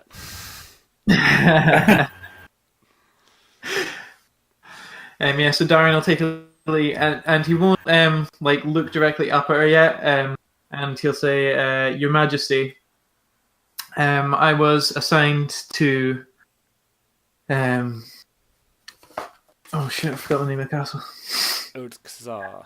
Castle Ilkazar, yeah, there it is. I've got it written down. I was assigned to Castle Ilkazar from higher ups in the order to inspect the men there and pursue rumors of a certain member within the castle walls and see if these rumors are true and whether reforming is needed in the castle. While I'm there, I do intend to engage in the duties of the Order of the Gauntlet, of course, and help protect the land that is under our jurisdiction and the common folk there. And we wish to speak to you about another matter of importance after my companions have spoken. And then I look up at her. So you are the man who would be my Hawk of Alamander. Sorry, you cut out again. You would be the man who would be my Hawk of Alamander. Yes, indeed. But you speak quite narrowly of what you would do in the county of Zirkazar and the lands of the castle of Ilkazar. What would you do to inspire justice throughout the kingdom in my name? I do intend on making trips to other settlements personally and lend my aid and perform miracles of healing on the more downtrodden folk. And speaking of such people, I do not wish to speak for my companions, but we do have more in store for them. And I look back at Diego.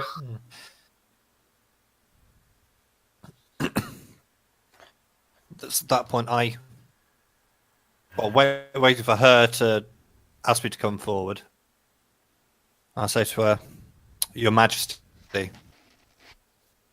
I first say I'm honoured that you will be in attendance at my wedding at Waterdeep, and also to thank you for giving myself and my companions the opportunity to prove ourselves to Thea and the county of Zirkazar. Given I count my anointment as count of the county and that of high mayor of the town, the capital city of Zirkazar, Zaradouche, it is my hopes to bring more opportunities to the people of Tethir, but not only that, but to bring acceptance and integration amongst the people of Zaradouche, and in time, I pray, throughout Tethir also. I intend to bring new job opportunities, improvements of agriculture, new homes for the poor, a bard college. The list could go on, but I would hate to bore you in this. But we do have more immediate matters at hand. Park those immediate matters for the moment. I am happy to hear the full list that you are going to iterate. Tell me, how are you going to afford this?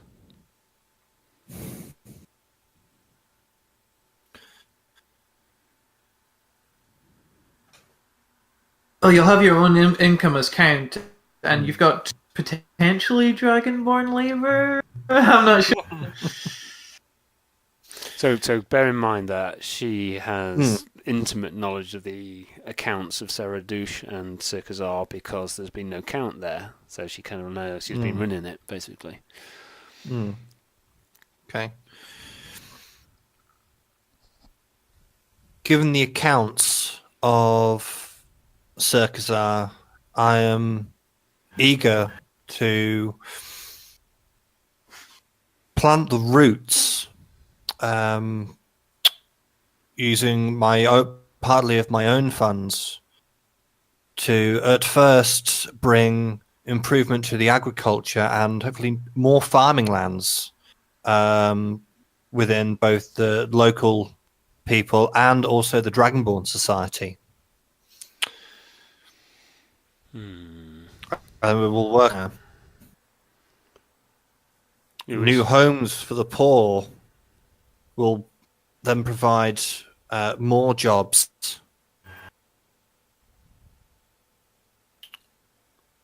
And Half-orcs?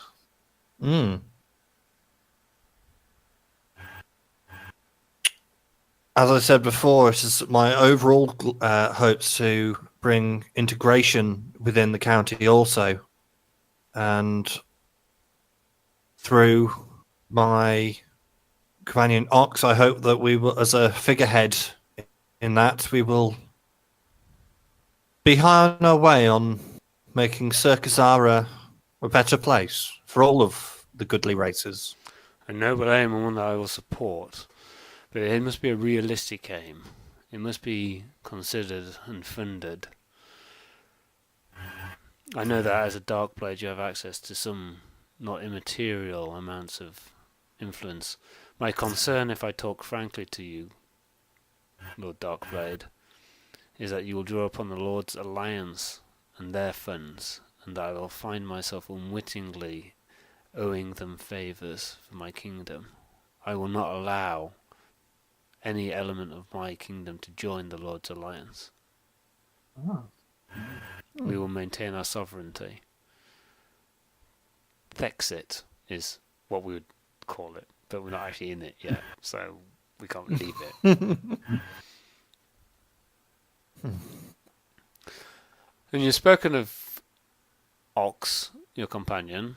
How do I know that you aren't going to turn those Dragonborn mercenaries to fight me? Convince me of this. Convince me that this integration is the right path to take. So I suppose Ox will now step forward. I'll walk forward, probably it's about equal to a Darien, maybe a step behind, and bow and kneel. You smack Darren in the face. My queen, I've been given a great duty by my lord Bahamut, and it is because of my great friendship with Diego here. He has offered me the chance to find a home for what many people would consider one of the lesser races, i.e. myself and my kin. But also, I'm hoping by creating this home, this settlement, we can improve trade, improve farming, create a thriving population that we can also include the local population, and some of the other lesser races, the half-orcs, the gnomes, the elves, plenty of diversity throughout Circus Art. as Diego's already mentioned, I understand your concern over the military aspect of my kin. It's what we're known for. He's not our only asset, I must say. We have plenty of workers who aren't military-minded, who want to work for the betterment of society through agriculture, through schemes of integration, even just working in the local community should integration work to the point where that is possible. But we will have a military presence.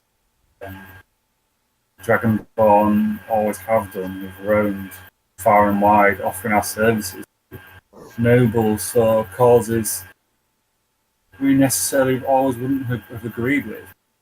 That's to change. Bahamut has gifted me this chance. And so we will use this military might for the greater good. And this will mean working with you, working with Diego. There will be no threat to your lands, to us. You gifting Diego and Diego gifting us is a debt that we could never ever repay. So we will always be indebted. If I may speak. You may speak. If I may speak, Your Majesty, I can't speak for the intimidation factor I would have against those encroaching on your borders, but a host of Dragonborn would surely be a strong deterrent. The difficulty with mercenaries, White Hawk, is that whomever can pay them the most gains their loyalty. It is not unheard of for a battlefield to turn based upon promises of more. Let me consider this with my advisors. What say you, Lady Linden? She kind of steps forward and says, I vouch for the White Hawk. I think he would make a sound Hawk of Alamander. His deeds have proved that his heart is sound and that his intent is noble. And what say you, Chancellor Praxin? Oh, fucking hell, I gotta have some fucking aspirin for this bloody thing. Does anybody... Oh, sorry, were you talking to me? You managed to say, alright, sorry, I was just got... No, anyway. Well, I had a chat with Lord Darkblade yesterday morning, and all the legal precedents are in place. We don't need to worry about any of that. And he's got a plan, Your Majesty, and his plan is sound, and I think that with the right guidance we can create a model, as we've spoken before, that could be perhaps played through the rest of Tethia. So I stand with him. And the Queen nods. Then it just stands for warranty to be placed for the Dragonborn. I have word from Gorlantha, in whom we place the utmost of our trust. She stands with you, Eryxius. She will place herself as warranty. So my council has agreed. We will appoint you as Count. We will appoint you as the Hawk of Alamander, and we will allow the Dragonborn to settle within our county, within our lands. And you may take upon the title of Marshal within Circazar, and I will appoint you as a captain of my own guard. Thank you, my queen. We all owe fealty to a principle that is greater than I, the principle of power wielded for the betterment of society. I will embody that to you, so you owe fealty to me. But do not let yourselves be guided by what I decide is right. You must speak freely where you feel that is against the principles of betterment, the principles of integration that you have spoken of. That is a just society, and one that we should all strive for. Now, Darian, Hawk of Alamander, You spoke of a matter that was of pressing need. So Darian looks back at Diego and nods. Orc steps backwards. And before he pulls out the pearl, I just want to say, as comfortable as you can be, I would suggest you only keep your most trusted. Is it just the three of them in here actually, or is there more? Is there more like onlookers to this conversation? Martian Killing's there. Okay, so it's just the old Sky, the girl in leather armor, and the queen. Mm-hmm. Yeah. Okay. That you can see. That I can see. Yeah. Okay. I'll just say before Diego reveals the subject, we have. I would suggest you only have those you trust the absolute most in your court. Witness what we're about to show. She dismisses you three. But apart from us, get the people you trust, yeah? Yeah, in case she nods. Carry on. Okay. Take the stage, Diego. Theft. Before we left Schultz, I was approached by a woman of scruples. Good word. She gave me an item of which I did not know at the time the nature of or the origin of. Having done some valiant research, it has come to our understanding that something had been taken from the Duke of Valan by this particular woman. Her reasons for giving this item to me is unknown to all of us. But we believed it right that it be returned to yourself without delay. She looks confused. Says, "Oh, what is the item?" I'm not going to say I take off my boots, because that would be weird. But I take off my boots. well, you could say during that conversation, did your boots, and that's when you like took it out. Can you do a sleight of hand to take it out of his boots, like just adjust yourself? So you're going to adjust yourself, well, and take it out of your heel of your boot. Yeah. Darian, is there anything you want to add to this? I can vouch for my companion. As soon as we learned the origin of the pearl, and we learned, as soon as we learned the origin of the pearl, indeed. Cut to the chase, Hawk. What is it that you possess? Bring it out if you possess it. Diego. I'll walk forward to one knee, and I'll present the pearl to her. She looks down at it. Lady Linden, the blonde-haired lady, kind of walks off, takes it, looks at it, and passes it up.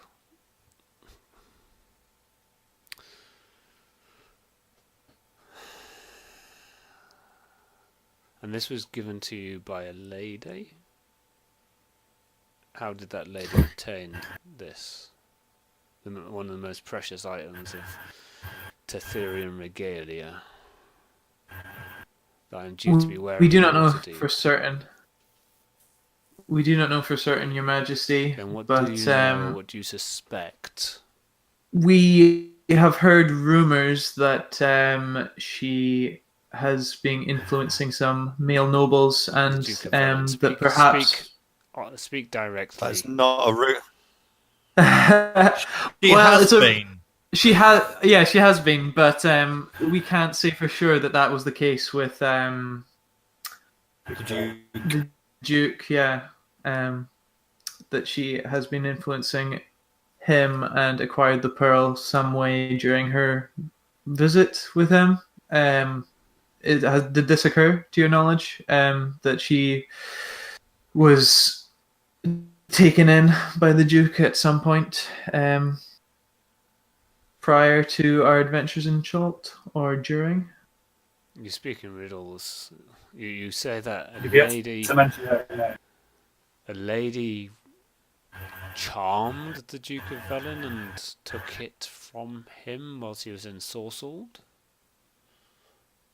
Allegedly, this is what we're led to believe. Although she By is whom a is she to believe well-known this? temptress called Lady De Winter. There's no recognition.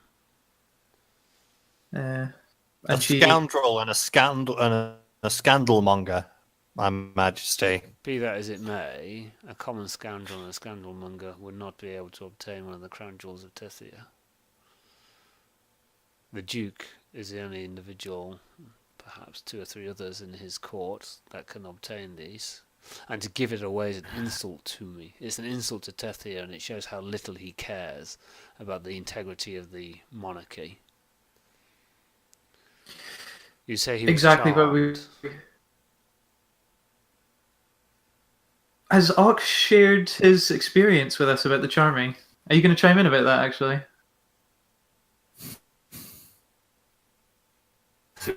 Well, she did try to charm me, and I didn't know. She failed, and I knew. But it's not. You can say that she may possess some magical guile. Yeah, she may possess magical techniques to influence people. She tried it on. We had a brief encounter recently, and witnessed firsthand these techniques. Failed upon ourselves, but concerning nonetheless.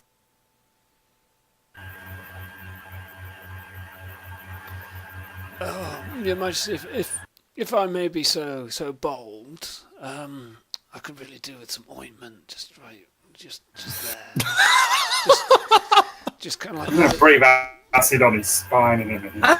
I love this guy. I don't know why you hate him so much. Right, just Don't acid him. He's on my council. If you don't mind. That's a bit better. Oh, cheers, Your Majesty. Oh, I don't know. Well, could somebody repeat something? Because I was thinking about my back. I didn't really pay attention. If I may be so bold, Your Majesty, and I can see the anger that is running through you because of other occurrences of the Duke, but these are quite serious allegations against one of the most senior grandees of the realm. Whatever the truth of this matter, we kind of need to tread carefully. Exile is the minimum that could be a result of any case. And exiling the Duke of Velen, it's quite a bold stroke. Not least of what it would create within the Nalantha Isles, and if we can do it to the Duke of Velen, we may be able to do it to all of the grandees, and I'm not sure that they would be so keen on this. Your counsel is appreciated, Chancellor, the Queen says.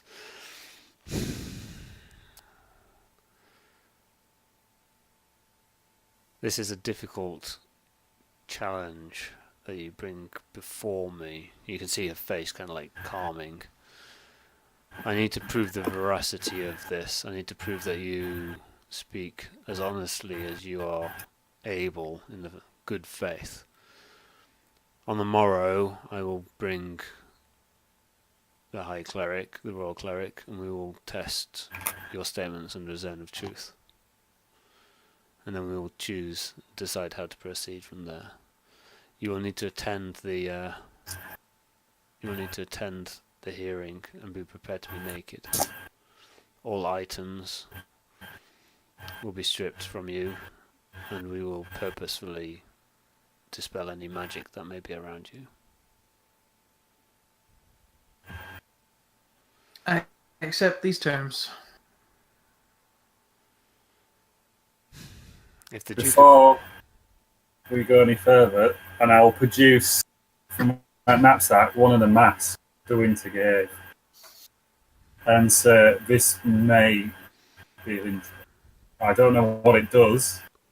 I acquired it from the woman in question. I also wouldn't recommend using it. I will hand this to the Vizier, and she hands it down to Lady Lyndon, who takes it.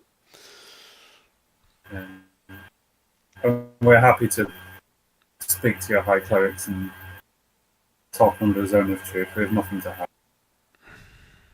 And then we'll decide how to proceed. I will be confirming you all in your positions. I will do so before the wedding. It makes sense that we move swiftly and that we make a statement quickly.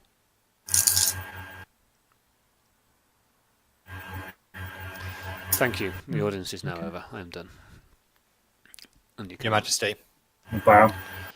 and you turn and head off. And on that note, I think I'll call the session there, actually, at 11:45. So you're all saved versus interview. And got the jobs. Congratulations. You're all saved versus interview. Yeah, do you know what? Putting that little bit about actually might have saved the Duke as well if he didn't honestly give the pearl away deliberately. And the magical in for him. Yeah. But whether he did or not, he's still going to get some sort of punishment, I think, Yeah, for even letting this woman into his house. You know what I mean? it changes it from like maliciousness to negligence. You know, howsoever these things were taken, you know, if it's proven and it's genuine and they're taken, blah blah blah, he'll allow that to I'll be happen. back in a sec. Okay, I think we just killed Diego. Yeah, so it changed it from like ill will to like carelessness. Like, Yeah, I'm glad that you mentioned those poison, those anti-poison potions. I think Diego needs one. Forgot to take it. Yep, cool. Okay. Do you know, as far as roleplay goes, I don't think that could have gone much better, to be honest. She might kill us yet. I don't think so. Yeah, I was going to say you could have killed him and taken the crown, but you know. Military coup. Oh, that's pretty good actually. Yeah. I think you hit the right notes. In truth, you know, stressing the integration, stressing the investment, and such like. And the fact that that's actually your plans and have been your long-established plans, so you kind of talk with good faith. And then you've got people to vouch for you as well, which is important. Oh, yeah, okay, that's definitely Ben dead. Is he alright? If you just see him clawing himself back in. Well, it looks. I don't know what's that on his wall, but it looks like he's been in the crystal maze. Where's the crystal? Right, let me out, I'm abandoning, let me out. Yeah. It's either that or he's caught in some kind of like spider web. Some like futuristic spider web. It was in the Matrix or something like that. It's in Menzo Baranzan. Menzo Baranzan, yeah. I thought it was like an attempt at a 3D see-through like D20. Yeah. Oh yeah, it could be. Sorry about that. I had a frog in my throat. Oh, okay. Frog. Well, was it? What's that frog's name that Aaron has? It was the grung. No. Grung in my throat. The little crystalline figure that turns into someone's a frog from somewhere. Anyway, okay, cool. Yeah. So what I actually suggest is we could do some stuff on the forum, but I think the next live session should just be a straight continuation from there. Mm-hmm. If Yeah. that's okay with you guys. Yeah, I'm sure. happy with that. Sounds really cool. Yeah. Okay, I'm gonna have a look at how this recording is. I think part of the problem is actually just bandwidth, but also it kind of maxes out the GPU, so the graphics devices it's doing it, and the fact that the computer is like 7 years old probably didn't help either. Do you know what though? I think towards the end, your like starting got a bit better. So I was wondering if it was Netflix might have had something to do with it, or some such similar thing. Yeah, it could just be placement of the microphone. Boom. To be perfectly honest. Yeah, because it only hits. I don't know. I'll have a look at the video anyway and see what it's like. Well, will the Zone of Truth be a forum thing, or are they only going to ask questions which we already answered? Not going to be straight in the next session. I think I'll do the Zone of Truth on the forum actually. We'll just do that. There's a couple of weeks to work through the questions. Okay, cool. So that's. Oh, actually, when is the next session? I'm on holiday at some point. So it'll be 2 weeks today, which puts it onto the 31st. Ooh, I might be. I'll be in Greece then. I will be. Actually, yeah, I'm away on holiday as well. So do we want to go with the 7th of September? Yeah, that might be better because I may or may not have a meeting with my boss at that point, or my tutor, rather. Yeah. Okay. Cool. 7th September. Cool. Yeah? Okay. Cool. Yeah. So I need to do an outro 7th. actually. Yeah. So Yeah. I forgot about that because we did record. So if you made it here and it's 2.5 hours recorded time, maybe shorter if I've edited it. Thank you very much. I'm hoping the quality of the sound and the video and such like makes it okay, and you can follow that. That was a very typical Dungeons and Dragons. If this is the first Dungeons and Dragons stream you've kind of you've watched and you're thinking about the game, that's absolutely how every session plays. Incredibly typical of most campaigns. In fact, most campaigns have a little less action in them. There were half the die rolls is typical, and nobody ever rolls perception and use it as a dump stat basically. So anyway, I did. Look where it got him. So thank you very much for going through that. If you've got any comments, leave them below. Like, subscribe, do other stuff. I think this is probably going to end up on YouTube. Or you could head over to mostly-offtopic.com, which is our website. And you can hit us up on Twitter at mostly-offtopic, and on Facebook, just search mostly off topic. Anything to say, Josh? No, but thanks for joining us. Ben? Take care. Martin? I've been getting good comments from the lady, so I have no more comments about my hair anymore. There's no comments about your hair. There is, yeah, there is. You used Not ladies positive. plural. Uh-huh. Oh, okay, just checking. So it might. It's not my mum. Before you ask. Was it my mum? So I'm going to leave you on this little thought then. If you took Martin's voice and Ben's head and joined them together, you'd have a dwarf. Yeah, you'd have a dwarf. Just putting it out there. Okay, cool. Cheers, guys.